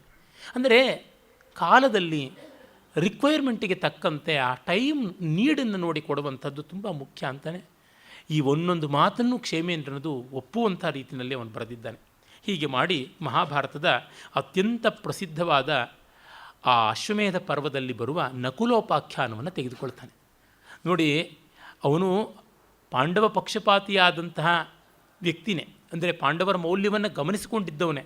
ಆದರೆ ಕವಿ ಅಲ್ವಾ, ಕವಿಗೆ ನಿರ್ಮಮತೆ ಉಂಟು ಮತ್ತು ಎಲ್ಲರಲ್ಲಿಯೂ ಸಮಾನವಾಗಿರುವಂತಹ ಗುಣದೋಷ ವಿಮರ್ಶೆ ಉಂಟು. ಆ ಕಾರಣದಿಂದ ಪಾಂಡವರು ಕೂಡ ಅಶ್ವಮೇಧವನ್ನು ಒಂದು ಬೂಟಾಟಿಕೆಗೆ ಮಾಡಿದರ ಅನ್ನುವ ಗುಮಾನಿಯನ್ನು ವ್ಯಾಸರೇ ನಮ್ಮ ತಲೆಯಲ್ಲಿ ಹಾಕಿದ್ದಾರೆ. ಅದನ್ನು ಅವನು ಹಿಡ್ಕೊಳ್ತಾನೆ ವ್ಯಾಸದಾಸ. ಗೊತ್ತೇ ಇರುವಂಥದ್ದು ಆ ಕಥೆ. ಅದಕ್ಕೇನು ಹೆಚ್ಚಿನ ಕುಸರಿ ಕೆಲಸವನ್ನು ಇವನು ಮಾಡಿಲ್ಲ. ಯಾಕೆಂದರೆ ಬಣ್ಣದ ಚಿತ್ರಕ್ಕೆ ಸೀರೆ ಬಟ್ಟೆ ಹೊಲಿಸಿದಂತೆ ಆಗುತ್ತದೆ, ಅದು ಮಾಡುವುದು ತರವಲ್ಲ. ಅದರಿಂದ ಆ ಪ್ರಕರಣವನ್ನು ಯಥಾವತ್ತಾಗಿ ತನ್ನ ಭಾಷೆಯಲ್ಲಿ ಅನುವಾದ ಮಾಡ್ತಾನೆ. ಧರ್ಮರಾಜ ದಿವ್ಯವಾದ ಅಶ್ವಮೇಧಯಾಗ ಮಾಡ್ತಾನೆ.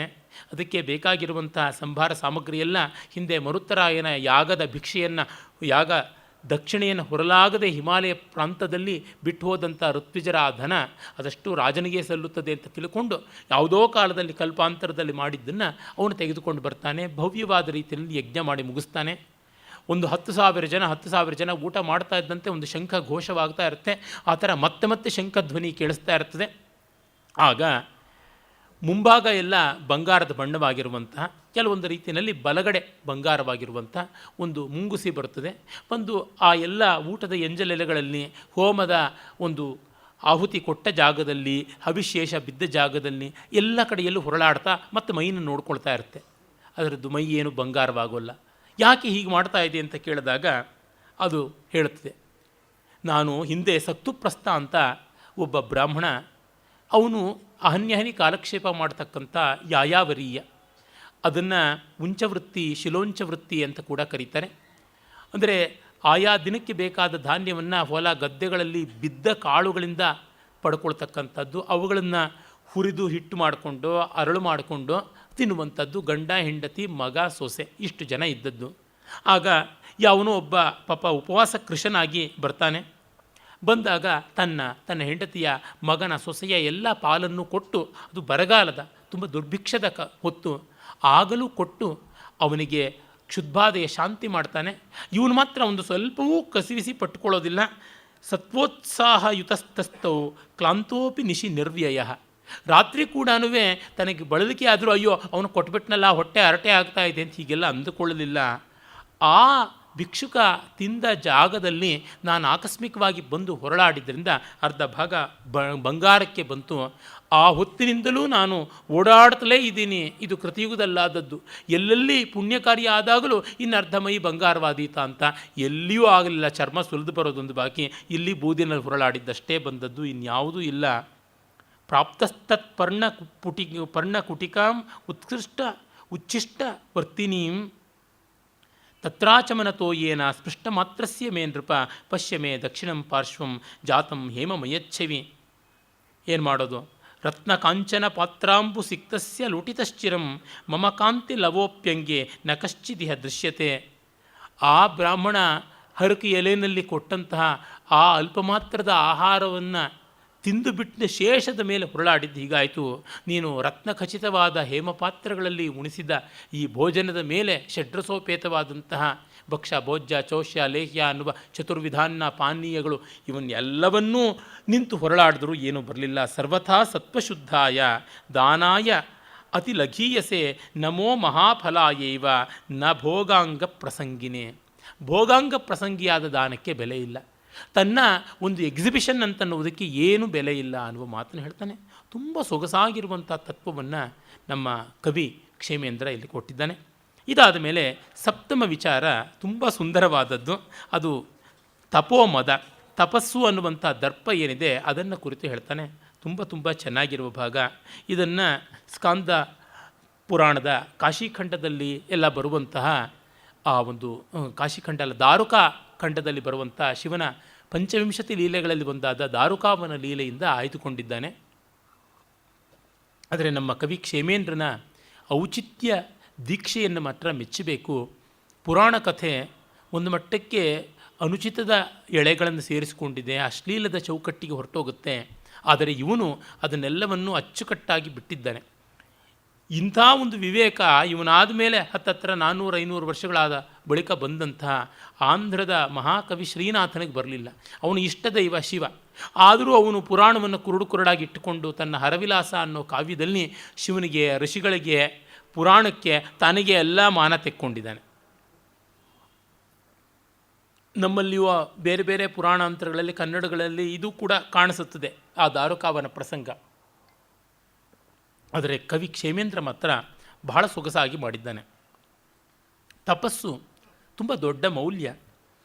ಚಿತ್ತಂ ವಿರಕ್ತಂ ಯದಿಕಿಂ ತಪೋಭಿ ಚಿತ್ತಂ ಸರಾಗಂ ಯದಿಕಿಂ ತಪೋಭಿ ಚಿತ್ತಂ ಪ್ರಸನ್ನಂ ಯದಿಕಿಂ ತಪೋಭಿ ಚಿತ್ತಂ ಸಕೋಪಂ ಯದಿಕಿಂ ತಪೋಭಿ. ಮನಸ್ಸು ವಿರಕ್ತವಾಗಿದ್ದರೆ ತಪಸ್ಸು ಯಾಕೆ? ಮನಸ್ಸು ಆರಕ್ತವಾಗಿದ್ದರೆ ತಪಸ್ಸು ಯಾಕೆ? ಎಷ್ಟು ತಪಸ್ಸು ಮಾಡಿದ್ರೂ ಪ್ರಯೋಜನ ಇಲ್ಲ. ಮನಸ್ಸು ಪ್ರಸನ್ನವಾಗಿದ್ದರೆ ತಪಸ್ಸು ಯಾಕೆ? ಮನಸ್ಸು ಅಪ್ರಸನ್ನವಾಗಿದ್ದರೆ ತಪಸ್ಸು ಯಾಕೆ ಅಂತಾನೆ.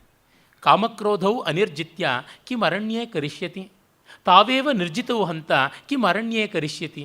ಸಾಯಣಾಚಾರ್ಯರ ಸುಭಾಷಿತ ಸುಧಾನಿಧಿಯ ಮಾತು. ಕಾಮಕ್ರೋಧಗಳನ್ನು ಗೆಲ್ಲಲಾಗದೆ ಹೋದ ಮೇಲೆ ಕಾಡಿಗೆ ಹೋಗಿ ಏನು ಪ್ರಯೋಜನ? ಅವುಗಳನ್ನು ಗೆದ್ದ ಮೇಲೆ ಕಾಡಿಗೆ ಹೋಗುವುದಾದರೂ ಯಾಕೆ? ಉಭಯತಾ ವ್ಯರ್ಥ. ಅನಧೀತೆ ಮಹಾಭಾಷ್ಯೆ ವ್ಯರ್ಥಾಸ ಪದಮಂಜರಿ, ಅಧೀತೇಪಿ ಪುನರ್ಭಾಷ್ಯೆ ವ್ಯರ್ಥಾಸ ಪದಮಂಜರಿ ಅಂತ ಪದಮಂಜರಿ ಎನ್ನುವ ಗ್ರಂಥದ ಬಗ್ಗೆ ಒಂದು ಉಂಟು.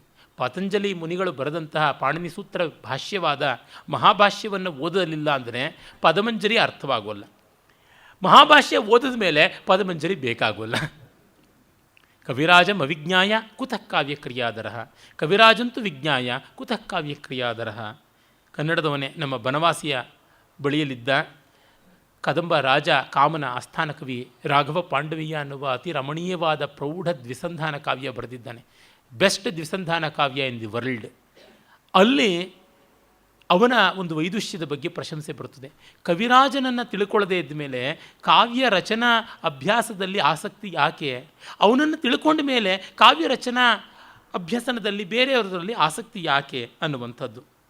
ಈ ರೀತಿಯಾದ ಪ್ಯಾರಡಾಕ್ಸಿಕಲ್ ಸ್ಟೇಟ್ಮೆಂಟನ್ನು ಕವಿ ಮಾಡ್ತಾನೆ. ಕೋಪೇನ ಶಾಪಸ್ಫುರಿತಾಧರಾಣಾಂ ಕಾಮೇನ ಕಂಪಸ್ಫುರಿತಾಧರಾಣಾಂ ಸ್ವೇದಾಂಭಸ ತುಲ್ಯ ಸಮುದ್ಭವೇನ ನಿಸ್ತೇಜಸಾಂ ಕಿಂ ತಪಸಾ ಮುನೀನಾಂ. ಕೋಪದಿಂದ ಶಾಪ ಕೊಡೋಕ್ಕಿಂತ ತುಟಿ ಗದ್ಗದಿಸಿ ಅಲ್ಲಾಡ್ತಾ ಇರ್ತಕ್ಕಂಥದ್ದು, ಕಾಮದಿಂದ ಅಲ್ಲಾಡ್ತಾ ಇರ್ತಕ್ಕಂಥದ್ದು, ಕೋಪದಿಂದ ಬೆವರು ಸುರಿಯೋದು, ಕಾಮೋದ್ವೇಗದಿಂದ ಬೆವರು ಸುರಿಯೋದು ಎರಡೂ ಒಂದೇನೆ. ಕೋಪವಿಕಾರ ಕಾಮವಿಕಾರ ಎರಡೂ ಒಂದೇ. ಇಂಥದ್ದನ್ನು ಮಾಡಿಕೊಂಡ ತಪಸ್ವಿಗಳ ತಪಸ್ಸು ಯಾಕೆ? ಭಾರ್ಯಾಪ್ಯಹಲ್ಯ ಕಿಲ ಗೌತಮಸ್ಯ ಕ್ರುದ್ಧಸ್ಯ ಶಾಪೇನ ಶಿಲಾ ಬಭೂವ ನೀತೋ ವಸಿಷ್ಠೇನ ಋಷಾಭಿಶಪ್ತಶ್ಚಂಡಾಲತಾಂ ಭೂಮಿಪತಿಸ್ತ್ರಿಶಂಕು. ಗೌತಮ ಹೆಂಡತಿ ಮೇಲೆ ಕೋಪ ಮಾಡ್ಕೊಂಡು ಶಾಪ ಕೊಟ್ಟ, ಗುರು ಶಿಷ್ಯನ ಮೇಲೆ ಶಾಪ ಮಾಡ್ಕೊಂಡು ವಸಿಷ್ಠ ತ್ರಿಶಂಕುವಿಗೆ ಶಾಪ ಕೊಟ್ಟ. ಈ ಥರದ ಶಾಪಗಳಲ್ಲೇ ಮುಗಿತಕ್ಕಂಥ ತಪಸ್ಸುಗಳು ಯಾವ ಪಾಪಕ್ಕೆ ಬೇಕು?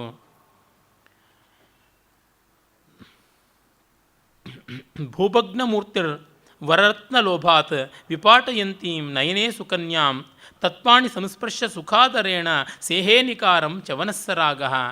ತನ್ನ ಕಣ್ಣು ಚುಚ್ಚಿದಳು ಅಂತ ಗೊತ್ತಿಲ್ಲದೆ ಆ ಸುಕನ್ಯೆಯ ಮೇಲೆ ಸೇಡು ತೀರಿಸ್ಕೊಳ್ಳೋದಕ್ಕೆ ಮುದುಕನಾಗಿದ್ದಂಥ ಈ ಚ್ಯವನ ಮಹರ್ಷಿ ಅವಳನ್ನು ಅವರ ತಂದೆಯ ಸೈನಿಕರಿಗೆ ನವರಂಧ್ರಗಳ ಬಂಧನ ಮಾಡಿಸ್ಬಿಟ್ಟಿದ್ದು, ಅವರನ್ನು ಇಕ್ಕಟ್ಟಿಗೆ ಸಿಲುಕಿಸಿ ಮಗಳನ್ನು ಮದುವೆ ಮಾಡಿಕೊಂಡ.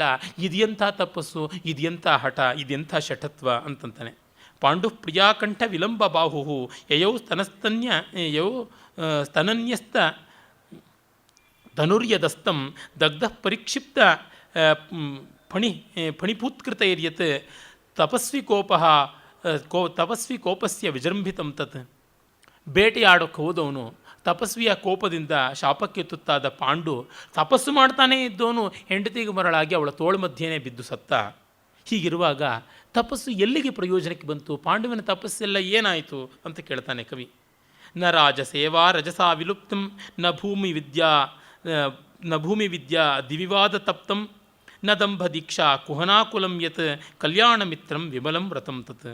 ನಿಜವಾದ ತಪಸ್ಸು ಯಾವುದು ಅಂದರೆ ಇನ್ನೊಬ್ಬರ ಚಾಕರಿ ಮಾಡಿ ಪ್ರಭು ಸೇವೆ ಮಾಡಿ ಆ ಧೂಳಿಯಿಂದ ಧೂಸರವಾಗದೇ ಇರತಕ್ಕಂಥದ್ದು. ಮತ್ತು ಇನ್ನು ಯಾವುದೋ ಒಂದು ಭೂಮಿ ಕಾಣಿ ವಿದ್ಯೆ ಇತ್ಯಾದಿಗಳ ಒಂದು ಏಷಣೆಯಿಂದ ಮಾಡುವಂಥದ್ದಾಗಿಲ್ಲದೆ, ಯಾವುದೇ ಒಂದು ಬೂಟಾಟಿಕೆಯಿಂದ ನಾನು ಮಹಾ ತಪಸ್ವಿ ಅಂತ ತೋರಿಸ್ಕೊಳ್ಳೋದಕ್ಕೆ ಅಂತ ಮಾಡದೇ ಇರತಕ್ಕಂಥದ್ದು ಯಾವುದಿದೆ ಅದೇ ನಿಜವಾದ ತಪಸ್ಸು. ಹೇಳ್ತಾನಲ್ಲ ನೀಲಕಂಠ ದೀಕ್ಷಿತ, ಸದಾ ಜಪಪಟೋ ಹಸ್ತೆ ಮಧ್ಯಕ್ಷಿ ಮೀಲನಂ ಸರ್ವಂ ಬ್ರಹ್ಮೇತಿವಾದಶ್ಚ ಸದ್ಯ ಪ್ರತ್ಯಯ ಹೇತವಃ ಅಂತ ಕಲಿವಿಣಬನದಲ್ಲಿ. ಕೈಯಲ್ಲಿ ಜಪಮಾಲೆ, ಆ ಜಪ ಮಾಡೋದು ಕಾಣಿಸ್ಬಾರ್ದು ಅಂತ ಅದಕ್ಕೊಂದು ಚೀಲ, ಅದರಿಂದ ಇನ್ನೂ ದೊಡ್ಡದಾಗಿ ಕಾಣಿಸುತ್ತೆ. ಆ ಚೀಲಕ್ಕೆ ಗೋಮುಖಿ ಅಂತ ಕರೀತಾರೆ. ಕೆಲವರು ಕೈಯಿಂದ ಚೀಲದೊಳಗೆ ತೂರಿಸ್ಕೊಂಡಿರ್ತಾರೆ. ಆ ಚೀಲದ ಮೇಲೆ ರಾಮ ರಾಮ ರಾಮ ಅಂತೋ ರಾಮನಾಮ ಸತ್ಯ ಅಂತಲೋ ಶಿವ ಅಂತಲೋ ಏನೋ ಬರೆದಿರುತ್ತೆ. ಆ ಚೀಲನಲ್ಲಿ ಇಲ್ಲಿ ಜೋರಾಗಿ ತಿರುಗಿಸ್ತಾ ಇರೋದು. ಏನು ಕೈಯಲ್ಲಿ ಚೀಲ ಇಟ್ಕೊಂಡಿದ್ದೇನಾ, ಏನು ಅಂತ ಎಲ್ಲರೂ ಕೇಳ್ತಾರೆ. ಕೈಯಲ್ಲಿ ಜಪಮಾಲೆ ಇದ್ದರೆ ಏನೋ ಜಪ ಮಾಡ್ತಾರೆ ಅಂತ ಕೇಳೋಲ್ಲ, ಚೀಲ ಇದ್ದರೆ ಏನಿದೆ ಅಂತ ಎಲ್ರಿಗೂ ಕುತೂಹಲ. ಏನಿಲ್ಲ ನೋಡಿ, ರಾಮನಾಮ ಜಪ ಮಾಡಿದೆ 1000, ನನಗೆ ದಿವಸ ಕೂಡ ನೀವು ಊಟನೇ ಮಾಡೋದಿಲ್ಲ ಅಂತಂದುಬಿಡೋದು. ಈ ರೀತಿಯಾಗಿ ಬೂಟಾಟಿಕೆ ಮತ್ತು ಮಧ್ಯದಲ್ಲಿ ಕಣ್ಣು ಮುಚ್ಕೊಂಡು ಹೀಗೆ ತಯಲಿಸ್ಕೊಂಡು ಮೇಲ್ಗಂಡು ಮಾಡಿ ಸತ್ತೇ ಹೋಗ್ಬಿಟ್ರೋ ಏನೋ ಅಂತೆ ಮಾಡುವಂಥದ್ದು. ದಾಮೋದರ ಗುಪ್ತನ ಕುಟ್ಟಿನಿ ಮತದಲ್ಲಿ ಒಬ್ಬಳು ಪಾಪ ವೇಷಿ ಹೇಳ್ಕೊಳ್ತಾಳೆ, ನೋಡೇ ಸ್ವಲ್ಪ ಸ್ಟಂಟ್ ಮಾಡೋಣ, ಗಿರಾಕಿಗೆ ಸ್ವಲ್ಪ ನ್ಯಾಚುರಲ್ ಆಗಿ ಎಫೆಕ್ಟ್ ಕೊಡೋಣ ಅಂತ ಅವನು ಆಲಿಂಗನ ಮಾಡಿಕೊಂಡ್ರೆ ಇದೇ ಪ್ರಥಮಾಲಿಂಗನ ತನ್ನ ಜೀವನಮಾನದಲ್ಲಿ ಅನ್ನುವಂಥ ರೀತಿಯಲ್ಲಿ ಆ ಆನಂದೋದ್ರೇಕದ ಅರ್ಧ ನಿಮೀಲಿತ ನೇತ್ರವನ್ನು ಅಭಿನಯ ಮಾಡಿದ್ರೆ ಅವನೆಷ್ಟು ಅರಸಿಕ ಅಂದರೆ, ನಾನು ಮೂರ್ಛೆ ಹೋಗ್ಬಿಟ್ಟೆ ಸತ್ತೋಗ್ಬಿಟ್ಟೆ ಅಂತ ಬಾಯಿ ಬಡ್ಕೊಂಡು ಬೀದಿಗೆ ಓಡಿ ಬಂದುಬಿಟ್ಟ, ಇಂಥ ಗಿರಾಕಿಗಳಮ್ಮ ನಮ್ಮ ಮನೆಗೆ ಬರೋರು ಅಂತ. ಈ ರೀತಿಯಾಗಿ ಯಾವ ಮಟ್ಟಕ್ಕೆ ಬಂದುಬಿಡುತ್ತದೆ ಪ್ರದರ್ಶನ ರತಿ, ಎಂಥದ್ದು ಪ್ರಯೋಜನಕ್ಕೆ ಬರುವಂಥದ್ದಲ್ಲ. ಹಾಗೆ ಮಧ್ಯಕ್ಷಿ ಮೀಲನಂ, ತುಂಬ ಜನ ಸಂಗೀತಗಾರರು ಅವರು ಇವರು ಎಲ್ಲ ಶುರು ಮಾಡಿಬಿಡ್ತಾರೆ. ಜನಗಳನ್ನು ಸೇರಿಸ್ಕೊಂಡು ನೀವು ಭಜನೆ ಮಾಡಿ, ನೀವು ಚಪ್ಪಾಳೆ ತಟ್ಟಿ, ನೀವು ಬೊಗಳಿ ಬೊಂಕಿ ಅಂತೆಲ್ಲ ಹೇಳ್ತಾರೆ. ಅದು ಯಾತಕ್ಕೆ ಬೇಕು? ಜಿತವಾಗಿ ಅವನು ಕೂತ್ಕೊಂಡು ಹಾಡಿದ್ರೆ ಸಾಕು. ಅವನ ಅಪಶ್ರುತಿನೇ ನಮಗೆ ಕೇಳೋಕ್ಕಾಗಲ್ಲ, ಏನು ಸಾಮೂಹಿಕವಾದ ಅಪಶ್ರುತಿ ಅವಲಯದ ಗತಿ ಏನಾಗಬೇಕು? ಮಾಡ್ತಾರೆ ಈ ಥರ. ಮತ್ತು ಸರ್ವಂ ಬ್ರಹ್ಮೇತಿ ವಾದಶ್ಚ, ಎಲ್ಲವೂ ಬ್ರಹ್ಮವೇ. ಈ ಸುಲಭಾದ್ವೈತ ಇದೆಯಲ್ಲ ಬಹಳ ಸುಲಭ, ಆದರೆ ಆಗದೆ ನಾನು ಹೇಳೋದಕ್ಕೆ ಸಾಧ್ಯ. ಡಿ ವಿ ಜಿ ಹೇಳ್ತಾರಲ್ಲ, ಜಗಮಿರ್ಪನ್ನಂ ದೃಶ್ಯಂ ಅಂತ. ಜಗತ್ತು ಇರುವವರೆಗೂ ನಮಗೆ ಕಾಣ್ತಾ ಇರುತ್ತೆ. ನಮ್ಮ ಜಗತ್ತು ಅಳೆದೋದ್ಮೇಲೆ ನಾವು ಹೇಳಲೇಬೇಕಾಗಿಲ್ಲ, ನೋಡಲೇಬೇಕಾಗಿಲ್ಲ. ನೋಡುವ ಜಗತ್ತು ಕಾಣ್ತಾ ಇರೋವರೆಗೂ ಭೇದವನ್ನು ಇಟ್ಕೊಳ್ಳೋದೆಲ್ಲ ಇದೆ. ನಾವು ಏನು ಮಾಡೋದಕ್ಕೆ ಸಾಧ್ಯ? ಹಾಗಾಗಿ ನಾವು ಅದ್ವೈತಿಗಳಾಗ್ಬಿಟ್ಟಿದ್ದೀವಿ ಅಂತ ಅನ್ನೋದು ಯಾವ ಥರ ಇದೆ ಅಂದರೆ, ರಾಮಕೃಷ್ಣರ ಹತ್ರ ಯಾರೋ ಬಂದು ಹೇಳಿದ್ರಂತೆ, ನನಗೆ ಬ್ರಹ್ಮಜ್ಞಾನ ಆಗಿದೆ, ಇನ್ನು ಸಂಧ್ಯಾವಂದನೆ ಎಲ್ಲ ಬೇಡ ಅಂತ ಅನ್ನಿಸ್ತಾ ಇದೆ, ಯಾವಾಗ ಬಿಡಲಿ ಅಂತ. ಅಯ್ಯ, ಆಚಮನ ಮಾಡೋದಕ್ಕಿಂತ ಉದ್ಧರಣೆಯಲ್ಲಿ ನೀನು ನೀರು ಹಾಕ್ಕೊಳ್ತಾ ಅಚ್ಯುತಾಯ ನಮಃ ಕೇಶವಾಯ ಸ್ವಾಹ ಅಂತ ಹಾಕ್ಕೊಳ್ತಾ ಇದ್ದಂಗೆ, ಅಚ್ಯುತ ಕೇಶವ ಅಂತಿದ್ದಂಗೆ ನಿನಗೆ ಭಾವ ಸಮಾಧಿ ಬಂದು ಆ ಕೈ ನೀರನ್ನು ಹಾಕ್ಕೊಳ್ಳೋಕ್ಕಿರುವಂಥ ರೀತಿಯಲ್ಲಿ ಯಾವುದನ್ನು ನಾವು ಶಂಖಾಕಾರ ಮಾಡ್ಕೊಳ್ಬೇಕು ಅಂತೀವಿ. ಶಂಖಾಕಾರ ಇಲ್ಲದೆ ಹಾಗೇ ಬಟ ಬಯಲಾಗಿಬಿಟ್ಟು ಬೆರಳುಗಳೆಲ್ಲನೂ ವಿಕೀರ್ಣವಾಗಿ ನೀರು ಜಾರಿ ಹೋಗ್ಬಿಟ್ಟು ಉದ್ಧರಣೆ ಮತ್ತು ಪಂಚಪಾತ್ರೆ ಅದೂ ಕೂಡ ಕೈಯಿಂದ ಬಿದ್ದು ಹೋಗುತ್ತೋ ಆ ಸ್ಥಿತಿನಲ್ಲಿ ನೀನು ಸಂಧ್ಯಾವನ್ನೇ ಬಿಡು, ಅದೇ ಬಿಡುತ್ತೆ ನಿನ್ನನ್ನು, ನೀನಾ ಬಿಡುವುದು ಅಂತ. ಈ ರೀತಿಯಾಗಿ ಮಾಡುವುದರಿಂದ ಏನೂ ಪ್ರಯೋಜನ ಇಲ್ಲ. ಸುಮಾರು 20 ವರ್ಷಗಳ ಮುಂಚೆ ನನ್ನ ಹತ್ರಕ್ಕೆ ಯಾರೋ ಒಬ್ಬ ತರುಣ ಬಂದ. ಶತಾವಧಾನ ಹೇಗೆ ಮಾಡೋದು ಹೇಳಿ ಅಂತಂದ. ಏನಪ್ಪ ಏನು ವಿಶೇಷ ಅಂತಂದೆ. ಇಲ್ಲ, ನಾನು ಮಾಡಬೇಕು ಅಂತಿದ್ದೀನಿ ಅಂತ. ಏನಪ್ಪ ಅಷ್ಟಾವಧಾನಗಳನ್ನು ಎಲ್ಲಿ ಮಾಡಿದ್ದೀರಾ, ನನಗೆ ಗೊತ್ತಾಗಿಲ್ಲ, ಎಲ್ಲಿಂದ ಅಭ್ಯಾಸ ಮಾಡಿದ್ದು, ಆಶಕವಿತ್ವ ಹೇಗೆ ಅಭ್ಯಾಸ ಮಾಡಿಕೊಂಡ್ರಿ, ಅದೆಲ್ಲ ಏನು ಅಂತಂದ. ಆ ತರಹ ಆಗಿಬಿಡ್ತದೆ. ಅಂದರೆ ಅವುಗಳಿಗೆ ಗೊತ್ತೇ ಇರೋದಿಲ್ಲ, ಏನೋ ಕೇಳಿಬಿಟ್ಟಿರ್ತಾರೆ, ಏನೋ ಮಾಡುವಂಥದ್ದು. ಪ್ರತಿಯೊಂದು ವಿದ್ಯೆಗೂ ಪ್ರತಿಯೊಂದು ಕೆಲಸಕ್ಕೂ ಒಂದಿಷ್ಟು ಪರಿಣತಿ, ಒಂದಿಷ್ಟು ಪರಿಶ್ರಮ ಅನ್ನುವಂಥದ್ದು ಉಂಟಲ್ಲ, ಅದು ಇಲ್ಲದೇ ಇದ್ದರೆ ಅನ್ಯಾಯವಾಗುತ್ತದೆ. ಆದರೆ ಈ ಥರದ ಬೂಟಾಟಿಕೆಯಿಂದ ಸದ್ಯ ಪ್ರತ್ಯಯ ಹೇತವಃ ಜನಗಳಿಗೆ ಮಹಾವಿಶ್ವಾಸ ಬಂದುಬಿಡುತ್ತೆ. ಇವತ್ತು ಮುಂಚೂಣಿಯಲ್ಲಿ ಕೋಲಾಹಲವಾಗಿ ಕಾಣಿಸ್ತಕ್ಕಂಥವ್ರನ್ನ ಯಾರನ್ನೂ ನೋಡಿ ಈ ಒಂದು ನೀಲಕಂಠ ದೀಕ್ಷಿತನ ಕಲಿವಿಡಂಬನದ ಬೂಟಾಟಿಕೆಯ ಯಾವ ಪ್ರಕರಣ ಇದೆ ಅಲ್ಲಿಗೆ ವಿನಾಯಿತಿಯೇ ಇಲ್ಲದೆ ಇರತಕ್ಕಂಥ ರೀತಿಯಲ್ಲಿ ಬರುತ್ತೆ. ಆನಂದ ಬಾಷ್ಪ ರೋಮಾಂಚವು ಸದಾ ಯಸ್ಯ ವಶಂವದು. ಯಾರಿಗೆ ನೆನೆಸ್ಕೊಂಡಂತೆ ಆನಂದ ಬಾಷ್ಪಗಳು ರೋಮಾಂಚನಗಳು ಬರ್ತಾ ಇರುತ್ತೋ ಅವರಿಗೆ ಜಗತ್ತು ವಶೀಕೃತವಾಗಿರುತ್ತೆ ಅಂತ. ಜಟಾಕ್ಷ ಸೂತ್ರಾಜಿನ ಯೋಗ ಪಂಟ ಕಂಥಾ ದೃಢಗ್ರಂಥಿ ನಿಪೀಡ್ಯಮಾನಂ ವಿವೇಕಹೀನಂ ವಿರತ ಪ್ರಕಾಶಂ ವ್ರತಂ ಬೃಹದ್ಬಂಧನ ಮಾಮನಂತಿ.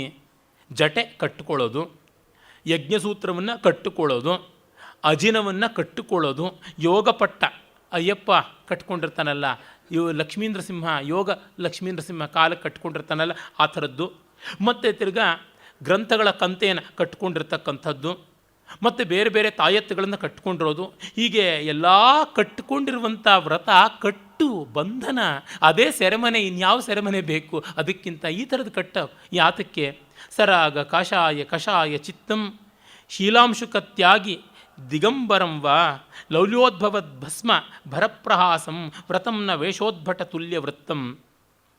ಅಂತರಂಗದಲ್ಲಿ ಕಷಾಯಿತವಾದ ಮನಸ್ಸು, ಹೊರಗಡೆ ಕಾಷಾಯ ಹಾಕಿಕೊಂಡಿರೋದು, ಒಳಗಡೆ ಶೀಲ ಅನ್ನುವ ಬಟ್ಟೆ ಬಿಸಾಕಿರೋದು, ಹೊರಗಡೆ ಬರೀ ಬಟ್ಟೆನೂ ಬಿಸಾಕಿರತಕ್ಕಂಥದ್ದು, ಮತ್ತು ಹೊರಗಡೆ ಭಸ್ಮ ಹಚ್ಚಿಕೊಂಡಿರೋದು, ಒಳಗಡೆಗೆ ಲೌಲ್ಯ ಅನ್ನುವಂಥ ರಜಸ್ಸನ್ನು ಹಚ್ಚಿಕೊಂಡಿರೋದು.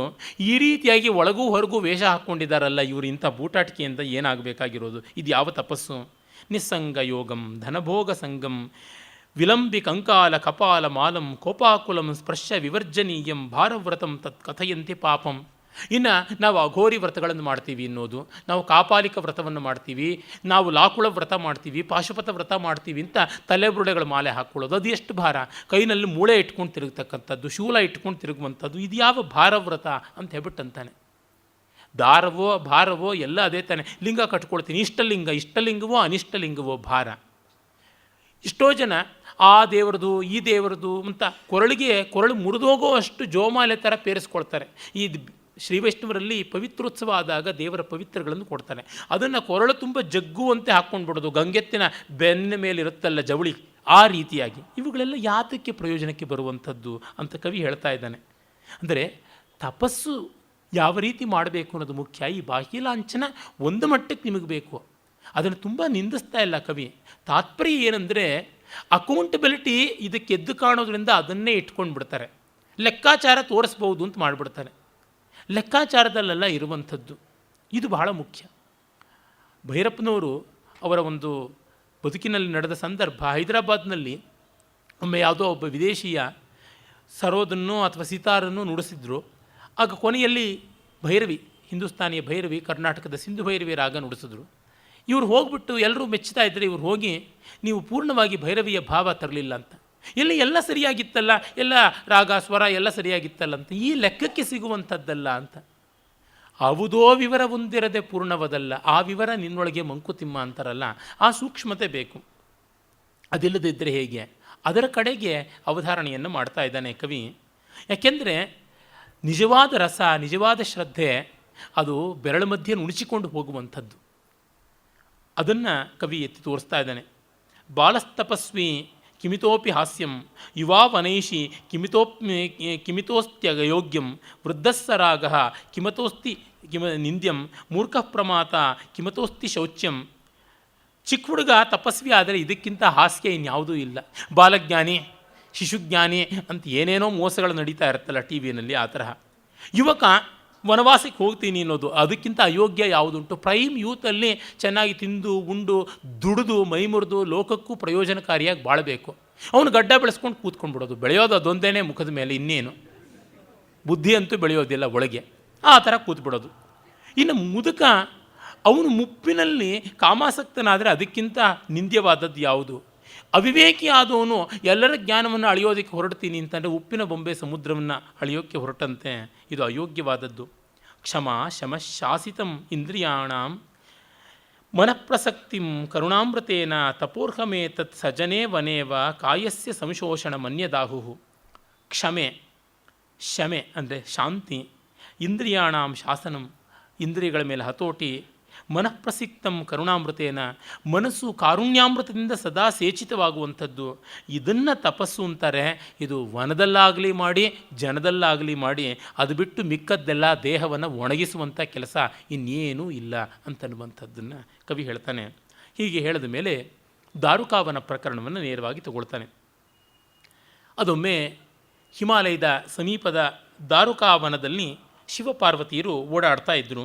ಅಲ್ಲಿ ಅನೇಕ ಋಷಿಗಳ ಸಂಚಾರ ಇತ್ತು. ಆ ಋಷಿಗಳು ಕಠೋರ ವ್ರತಿಷ್ಠರು, ತಪಸ್ವಿಗಳು, ದಾಂತರು, ಸತ್ಯ ವ್ರತಿಷಿಗಳು ಅಂತೆಲ್ಲ ಹೆಸರಾಗಿದ್ದವರು. ತಸ್ಯೋದಿತಾನಾಂ ವದನ ಪ್ರಭಾಣಾಂ ದೀರ್ಘೀಕೃತಾನೇಕ ಶಶಿಪ್ರಭಾಣಾಂ ವಿಲಾಸ ಹಾಸ್ಯೇನ ನಭೋ ಬಭೂವ ವಿಭಕ್ತಿ ಸಂಸಕ್ತ ಸಿತೋತ್ತರೀಯಂ. ಅವರ ತಪಸ್ಸಿನಿಂದ ಕಂದಲಿತವಾದ ಒಂದು ಪ್ರದೇಶದಲ್ಲಿ ಪಾರ್ವತಿ ಪರಮೇಶ್ವರರು ಓಡಾಡ್ತಾ ಇದ್ದರೆ ಅವರಿಬ್ಬರ ಮುಖದ ಚಂದ್ರನ ಕಾಂತಿ ತಲೆ ಮೇಲಿರುವ ಚಂದ್ರಕಲೆಗಳನ್ನು ಮೀರಿಸಿ ಆಕಾಶದಲ್ಲೆಲ್ಲ ಅನೇಕ ಚಂದ್ರರ ಪ್ರಭೆಯನ್ನು ಬೀರುವಂತೆ ಇತ್ತು. ಶಿವಪಾರ್ವತಿಯರು ಓಡಾಡ್ತಾ ಬಂದಾಗ ಪಾರ್ವತಿ ಅಲ್ಲಿರುವ ತಪಸ್ವಿಗಳ ಕಡೆಗೆ ನೋಡಿ ಹೇಳ್ತಾಳೆ, ದೇವಿ ವಿಲೋಕ್ಯಾತ ತಪಃ ಪ್ರಯತ್ನ ತೀವ್ರ ಪ್ರಯಾಸ ಪ್ರಕಟಾಸ್ಥಿಶೇಷಾನ್ ಮುನೀನ್ ಕೃಪಾ ವೇಷ ವಿಷಣ್ಣ ಚಿತ್ತ ಶಶಾಂಕಲೇಖಾಭರಣಂ ಬಭಾಷೆ. ಪಾರ್ವತಿ ಪಾಪ ನೋಡ್ತಾಳೆ, ಒಣಕಲು ಕಟ್ಟಿಗೆ ಆಗಿಬಿಟ್ಟಿದ್ದಾರೆ, ಕಂಕಾಲ ಮಾತ್ರ ಆಗಿಬಿಟ್ಟಿದ್ದಾರೆ, ಅಸ್ಥಿಪಂಜರದಂತೆ ಇದ್ದಾರೆ. ಒಂಟಿ ಕಾಲಲ್ಲಿ ನಿಂತು ತಪಸ್ಸು ಮಾಡ್ತಕ್ಕಂಥವ್ರು, ಉಪವಾಸ ನಿಂತು ತಪಸ್ಸು ಮಾಡ್ತಕ್ಕಂಥವ್ರು, ಮಾಸೋಪವಾಸಿಗಳು, ತಿಂಗಳು ಪೂರ್ತಿ ಉಪವಾಸ ಮಾಡೋರು, ಕೃಚ್ಛ್ರ, ಮಹಾಕೃಚ್ಛ್ರ, ಅತಿಕೃಚ್ಛ್ರಾದಿಗಳನ್ನು ಮಾಡೋರು. ಬೌದ್ಧರಲ್ಲೂ ಅದು ಉಂಟು. ಬುದ್ಧ ಎಷ್ಟು ತಪಸ್ಸು ಮಾಡ್ದ ಅಂದರೆ ಕಣ್ಣುಗಳು ಬಾವಿ ಒಳಗಡೆ ಇಳಿದು ನೋಡಿದ್ರೆ, ಬಗ್ಗಿ ನೋಡಿದ್ರೆ ನಕ್ಷತ್ರ ಕಂಡ್ರೆ ಹೇಗೆ ಆಳದಲ್ಲಿ ಕಾಣಿಸುತ್ತೆ ಹಾಗೆ ಅವನ ಹೊಟ್ಟೆನ ಸವರ್ಕೊಂಡ್ರೆ ಬೆನ್ನು ಮೂಳೆಗೆ ಸಿಗ್ತಾ ಇತ್ತಂತೆ. ಆ ಥರ ಎಲ್ಲ ಉಪವಾಸ ಮಾಡ್ದ. ಆದರೂ ಏನೂ ಪ್ರಯೋಜನ ಆಗಲಿಲ್ಲ ಅಂತ ಬಿಟ್ಟನಂತೆ. ಹೀಗೆ ತಲೆ ಕೂದಲನ್ನು ಸವರ್ಕೊಂಡ್ರೆ ತಲೆ ಕೂದಲು ಹಿಡಿ ಬಂದುಬಿಡ್ತಾ ಇತ್ತಂತೆ ಕೈಗೆ. ಅಷ್ಟು ದುರ್ಬಲವಾಗುವಂತೆ ತಪಸ್ಸುಗಳನ್ನು ಮಾಡುವುದು, ಉಪವಾಸ ಮಾಡ್ತಕ್ಕಂಥದ್ದು, ವನವಾಸ ಮಾಡೋದು, ಪಂಚಾಗ್ನಿಗಳ ಮಧ್ಯೆ ತಪಸ್ಸು ಮಾಡೋದು. ಮೊನ್ನೆ ಯಾರೋ ಇದ್ರಲ್ಲಪ್ಪ ನಿತ್ಯಾನಂದರು ಪಂಚಾಗ್ನಿಗಳನ್ನು ಸೀಮೆ ಎಣ್ಣೆ ಹಾಕ್ಕೊಂಡು ತಪಸ್ಸು ಮಾಡಿದ್ರು. ಈ ಥರದ ಕೊಂಚಾಗ್ನಿಯಲ್ಲಿ ತಪಸ್ಸು ಮಾಡ್ತಕ್ಕಂಥದ್ದು. ಹೀಗೆ ಇವರುಗಳು ಮಾಡ್ತಾಯಿದ್ರು. ಪಾರ್ವತಿ ನೋಡಿ, ಏನು ಸ್ವಾಮಿ ಇಷ್ಟು ತಪಸ್ವಿಗಳಾಗಿದ್ದಾರೆ, ಇಷ್ಟು ಕಠೋರ ತಪಸ್ವಿಗಳು, ಯಾತಕ್ಕೆ ಕಾರುಣ್ಯ ಬರೋದಿಲ್ಲ ಅಂತ ಕೇಳಿದಾಗ ಶಿವ ಹೇಳ್ತಾನೆ, ದೇವಿತ್ವಯೋಕ್ತಂ ದಯೆಯಾ ಮುನೀನಾಂ ಭಕ್ತಾನುರೋಧಾದ್ ಉಚಿತಂ ಮಮೈತತ್ ಯೇಷಾಂ ಭವೇಲ್ ಲಂಘನ ವಿಘ್ನಭೂತೌ ಶಾಂತಿಂ ಗತೌ ಕಿನ್ನು ನ ಕಾಮಕೋಪೌ. ನೀನೇನೋ ತಾಯಿ ಜಗದಂಬಿಕೆ ಮಾತ್ರ ವಾತ್ಸಲ್ಯದಿಂದ ಅಯ್ಯೋ ಪಾಪ ಅಂತಂದೆ, ಆದರೆ ಇವರಿಗೆ ತಪಸ್ಸಿಗೆ ಮಹಾವಿಘ್ನಭೂತವಾದಂಥ ಕಾಮಕ್ರೋಧಗಳು ಹೋಗಿಲ್ಲ, ಅದರಿಂದ ನಾನು ಇವರಿಗೆ ಅನುಗ್ರಹ ಮಾಡಿಲ್ಲ ಅಂತಂದರೆ ಅದು ಹೇಗೆ ನಿರೂಪಣೆ ಮಾಡೋಕ್ಕೆ ಸಾಧ್ಯವ ಅಂದಾಗ ಅದಕ್ಕೇನಂತೆ ತೋರಿಸ್ತೀನಿ ಅಂತ ಹೇಳಿಬಿಟ್ಟು ಅವನು ನಗ್ನ ಮುನಿಯಂತೆ. ನಮ್ಮಲ್ಲಿ ಅವಧೂತ ಸಂಪ್ರದಾಯ ಅಂತ ಉಂಟು, ಜೈನರಲ್ಲಂತೂ ದಿಗಂಬರ ಸಂಪ್ರದಾಯ ಇದೆ, ಎಲ್ಲವನ್ನೂ ಕೊಡಗಿಕೊಂಡವರು. ಆ ರೀತಿಯಾದ ತರುಣನಾದ ನಗ್ನ ಮುನಿಯ ವೇಷವನ್ನು ಶಿವ ತಾಳಿಬಿಟ್ಟಂತೆ. ಅದರ ಒಂದು ವರ್ಣನೆಯನ್ನು ತುಂಬ ಸೊಗಸಾದ ರೀತಿಯಲ್ಲಿ ಮಾಡಿದ್ದಾನೆ. ಅನನ್ಯ ಲಾವಣ್ಯ ಸುಧಾಬ್ಧಿ ಮಧ್ಯ ಸ್ನಾತೈರಿವಾಂಗೈ ಸ್ಫಟಿಕಾವದಾತೈ ಚಕ್ರೇ ದಶಾಶ ಸಪೃಥಕ್ ಪ್ರಕಾಶ ದಿಗಂಬರತ್ವ ದಿವಜಾತಃ ಸಾಹ. ಅವನು ಶುಭ್ರಶ್ವೇತ ಸ್ಫಟಿಕ ಸಂಕಾಶನಾದ ಮೂರ್ತಿ ಮಹಾದೇವ.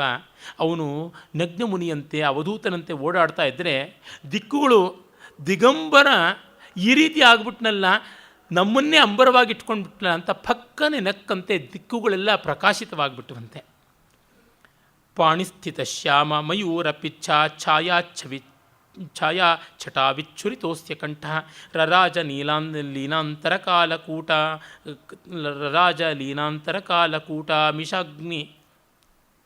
ಮಿಷಾಗ್ನಿ ನೇವಾರ್ಪಿತ ಧೂಮಲೇಖ.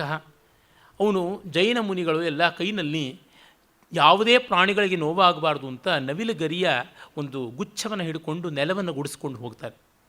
ಹಾಗೆ ಅವನು ಆ ಗರಿಯನ್ನು ಹಿಡಿದಿದ್ದ. ಅದರ ಕಾಂತಿ ಕೊರಳಿನ ಮೇಲೆ ಬಿದ್ದು ಅವನು ವಿಷಕಂಠವನ್ನು ಮರೆಮಾಚಿಕೊಂಡಿದ್ದು ಆ ರೀತಿಯಾಗಿತ್ತು ಅಂತ ತೋರ್ಪಡಿಸ್ತಾ ಇತ್ತು.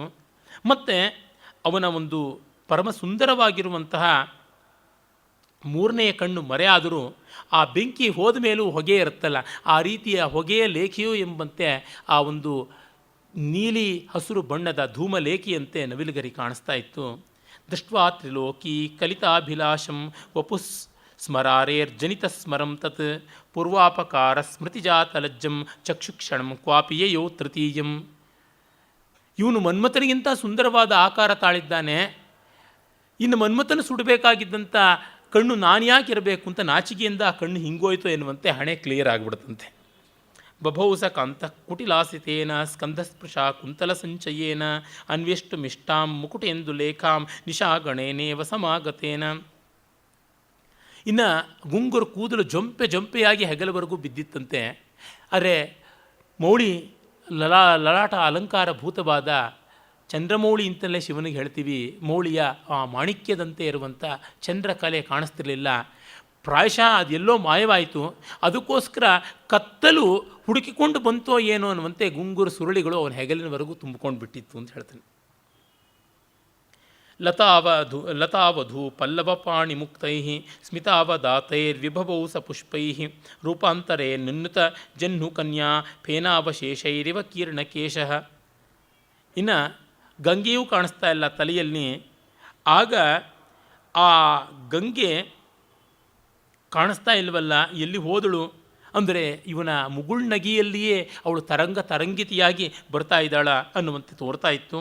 ತೇನಾನ್ಯ ರೂಪೇಣ ಕೃತ ನವೈವ ಕಾಂತಿಶ್ಚಕಾಶೆ ನಿಜರೂಪ ಗುಪ್ತೈ ಜೂಟಾದಿವೇಂದುರ್ ಮೃದಿತಃ ಕರಾಭ್ಯಾಂ ಸರ್ವಾಂಗಮಭ್ಯಂಗ ಪದೇ ನಿಯುಕ್ತ. ಇನ್ನು ನಾನು ತಲೆಯಲ್ಲಿಲ್ಲದೆ ಇದ್ದರೂ ಮೈಯಲ್ಲೆಲ್ಲ ತನ್ನ ಲಾವಣ್ಯವನ್ನು ತುಂಬಿಸಿಬಿಡ್ತೀನಿ ಅಂತ ಆ ಚಂದ್ರಕಲೆಯ ಕಾಂತಿ ಆಪಾದ ಮಸ್ತಕವಾಗಿ ಶೋಭಿಸ್ತಾ ಇತ್ತು. ವಿವಾಸಸ್ತಸ್ಯ ಸಸಂಗಮಂಗೆ ಲಜ್ಜಾವತೀನಾಂ ಸ್ಪೃಹೈವ ಪೇತು ನೇತ್ರಾಣಿ ವಿದ್ಯಾಧರ ಸುಂದರೀಣಾಂ ಲೀಲಾರವಿಂದಾರ್ಧ ತಿರಸ್ಕೃತಾನಿ.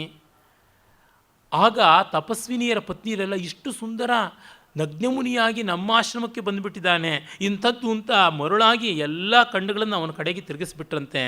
ಅದು ಹೇಗಿತ್ತು ಅಂತಂದರೆ ವಿದ್ಯಾಧರ ಸುಂದರಿಯರ ಕೈನಲ್ಲಿರ್ತಕ್ಕಂಥ ಲೀಲಾ ಕಮಲಗಳಿಂದ ಒಮ್ಮೆಲೆ ದುಂಬಿಗಳು ಝೈ ಅಂತ ಒಂದು ಕಡೆಗೆ ಹಾರದಂತೆ ಇವರ ಲೋಲ ನೇತ್ರ ಕಟಾಕ್ಷಗಳೆಲ್ಲ ಒಟ್ಟಿಗೆ ಒಂದು ಕಡೆಗೆ ಬಿದ್ದಂತೆ ಆಗ್ಬಿಡ್ತು.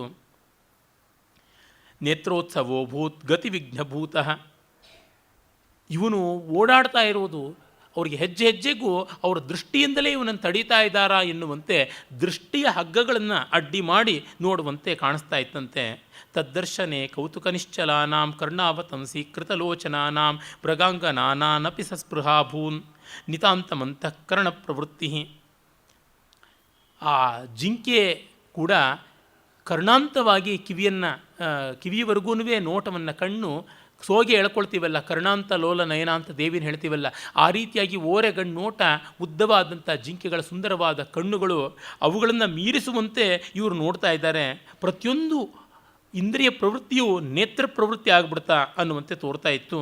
ತಸ್ಯ ಪ್ರವೇಶೆ ವದನಾಧಿವಾಸ ಲೋಭಭ್ರಮದ್ಭೃಂಗಗಣಾಂಚಿತಾನಾಂ ಅಭೂತ್ ಸಜಂಭಶ್ವಸನಾಕುಲಾನಾಂ ಮುಹುರ್ಲತಾನಾಂ ಕುಸುಮೇಶು ಕಂಪಃ. ಇನ್ನು ಅವನ ಬಾಯಿಂದ ಹೊರಬರುವ ಆ ಪರಿಮಳ ಯಾವುದಿದೆ, ಸಹಜ ಸುಂದರವಾದ ಪರಿಮಳಕ್ಕೆ ಲುಬ್ಧವಾಗಿ ದುಂಬಿಗಳು ಆ ಕಡೆಗೆ ಹೋಗ್ತಾ ಇವೆ.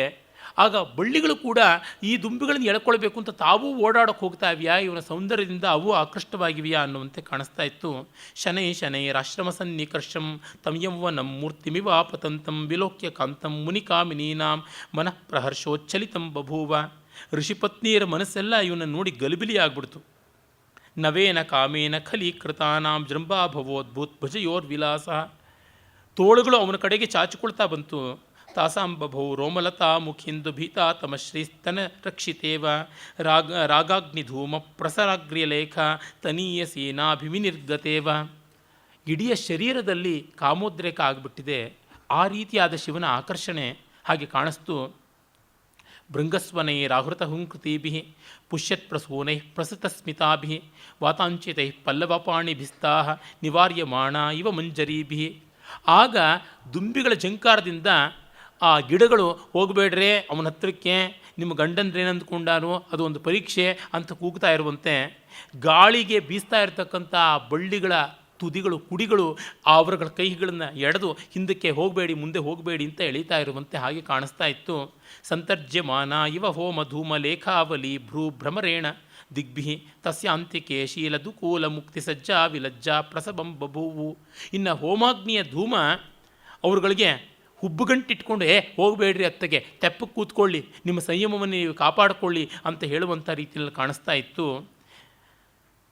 ತಾಸಾಂ ವಿಲೋಕ್ಯೈವ ಮನೋವಿಕಾರಂ ಭ್ರುಭಂಗ ಭೀಮ ಮುನಿಪರ್ಷದಾಸೀತ್. ತಮ್ಮ ಹೆಂಡತಿಯರೆಲ್ಲ ಹೀಗೆ ಶಿವನ ಹಿಂದೆ ಮರಳುಗುಟ್ಟುಕೊಂಡು ಓಡ್ತಾ ಇರೋದನ್ನು ನೋಡಿಬಿಟ್ಟು ಈ ಋಷಿಗಳಿಗೆ ಕೋಪ ಬಂದು ಹುಬ್ಬು ಗಂಟು ಹಾಕ್ಕೊಂಡು ಕ್ರೋಧಾಂಧರಾಗ್ತಾರೆ. ಕೋಪೋತ್ಕಟ ವ್ಯಾಘ್ರ ವಿದೀರ್ಯಮಾಣ ಕ್ಷಮಾಮೃಗಿ ರಕ್ತಚಿತೇವ ತೇಷಾಂ ಆಸನ್ನ ದೋಷಾಗಮವಾಸರಾಂತ ಸಂಧ್ಯಾ ನಿಭಾಭೂತ್ ಸಹಸೈವ ದೃಷ್ಟಿ. ಇನ್ನು ಅವರ ಕಣ್ಣುಗಳು ಹೇಗಾಯಿತು ಅಂತಂದರೆ, ಕ್ಷಮೆ ಅನ್ನುವ ಜಿಂಕೆಯನ್ನು ಕೊಂದ ಕೋಪ ಅನ್ನುವ ವ್ಯಾಘ್ರದ ಬಾಯಿ ಕೆಂಪಾದಂತೆ ಅವರ ಕಣ್ಣುಗಳಲ್ಲಿ ಆ ಒಂದು ಕ್ರೋಧ ಸಾಯಂತನದ ಕೆಂಪು ಕಾಣಿಸ್ಕೊಳ್ತಾ ಬಂತು. ದೋಷಾಗಮ ಅಂತಂದರೆ ರಾತ್ರಿಯ ಆಗಮ ಅಂತ, ತಪ್ಪಿನ ಆಗಮನ ಅಂತ ಆ ರೀತಿಯಾಗಾಯಿತು.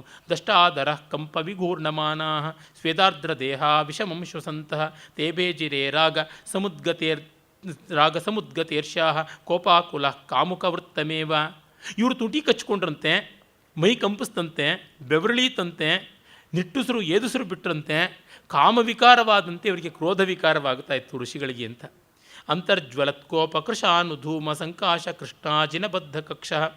ಒಳಗಿನ ಕೋಪವೇ ಹೊಗೆಯಾಡ್ಕೊಂಡು ಹೊರಗೆ ಬರ್ತಾ ಇದೆ ಎನ್ನುವಂತೆ ಈ ಕೃಷ್ಣಾಜಿನ ಕಪ್ಪು ಬಣ್ಣದ ಜಿಂಕೆಯ ಚರ್ಮ ಮೈಗೆ ಅಂಟುಕೊಳ್ತಾ ಬಂತಂತೆ. ತ್ರಿದಂಡ ಮುದ್ಯಮ್ಯ ಜವೇನ ಕಶ್ಚಿತ್ ಅಭ್ಯಾದ್ರವನ್ನಗ್ನತನು ಮೃಷಾಂಕಂ. ಕೈಯಲ್ಲಿರತಕ್ಕಂಥ ತ್ರಿದಂಡವನ್ನು ಎತ್ತುಕೊಂಡು ಶಿವನನ್ನು ಬಡಿಯೋದಕ್ಕೆ ಮುಂದಾಗ್ಬಿಟ್ಟಂತೆ.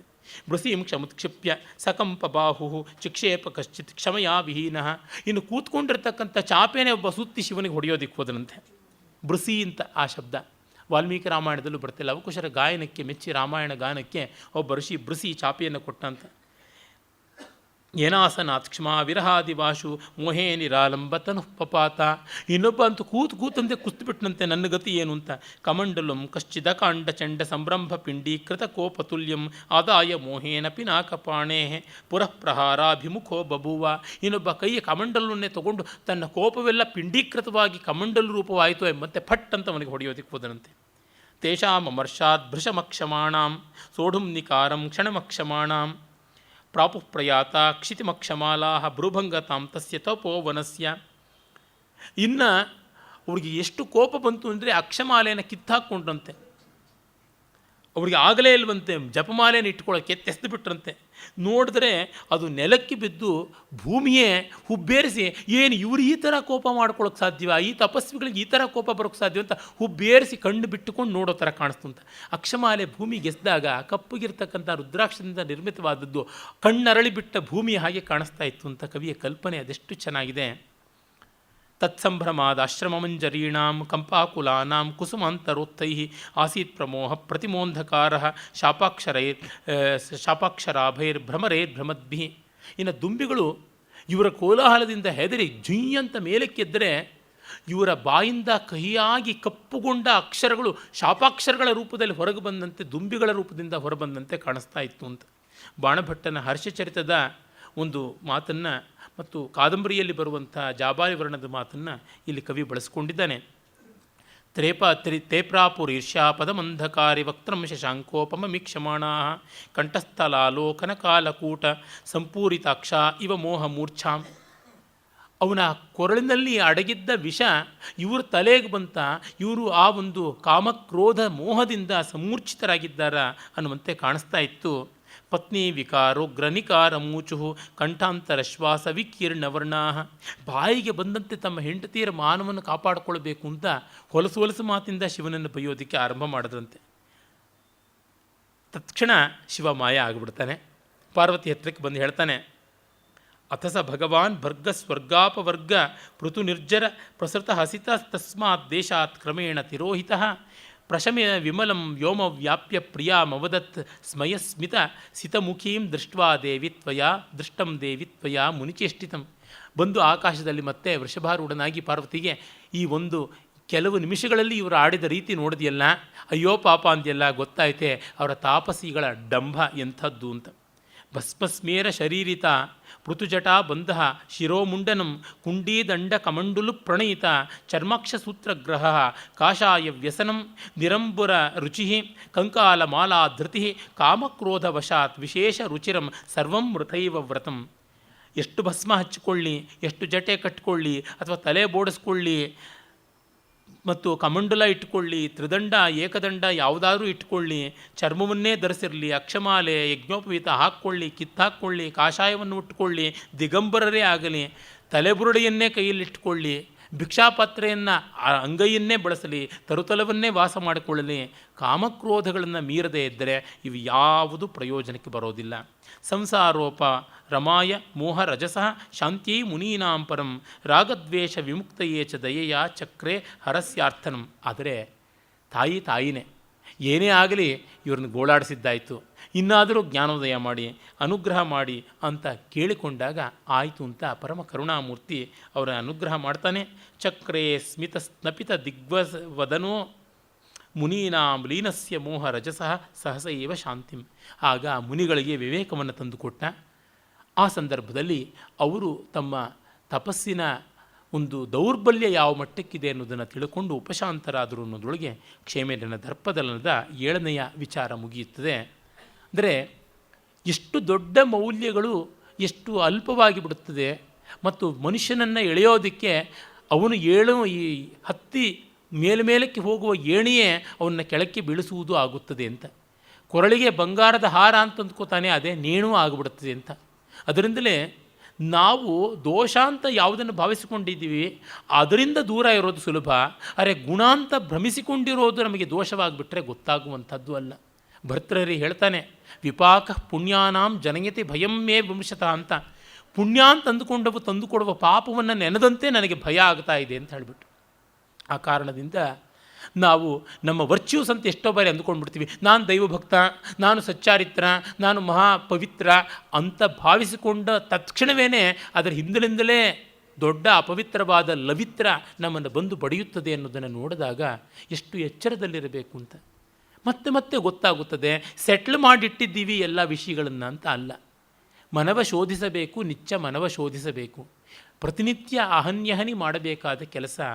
ಈ ಕಾರಣದಿಂದ ಆ ಡೈನಮಿಕ್ ಈಕ್ವಲಿಬ್ರಿಯಮ್ ಅನ್ನುವ ಯಾವ ತತ್ವ ಇದೆ, ನಿರಂತರ ಜಾಗರೂಕತೆ, ಅದು ಬಹಳ ಮುಖ್ಯವಾದದ್ದು. ಗೀತಾದಿಗಳ ತಾತ್ಪರ್ಯ ಇಂಥದ್ದು.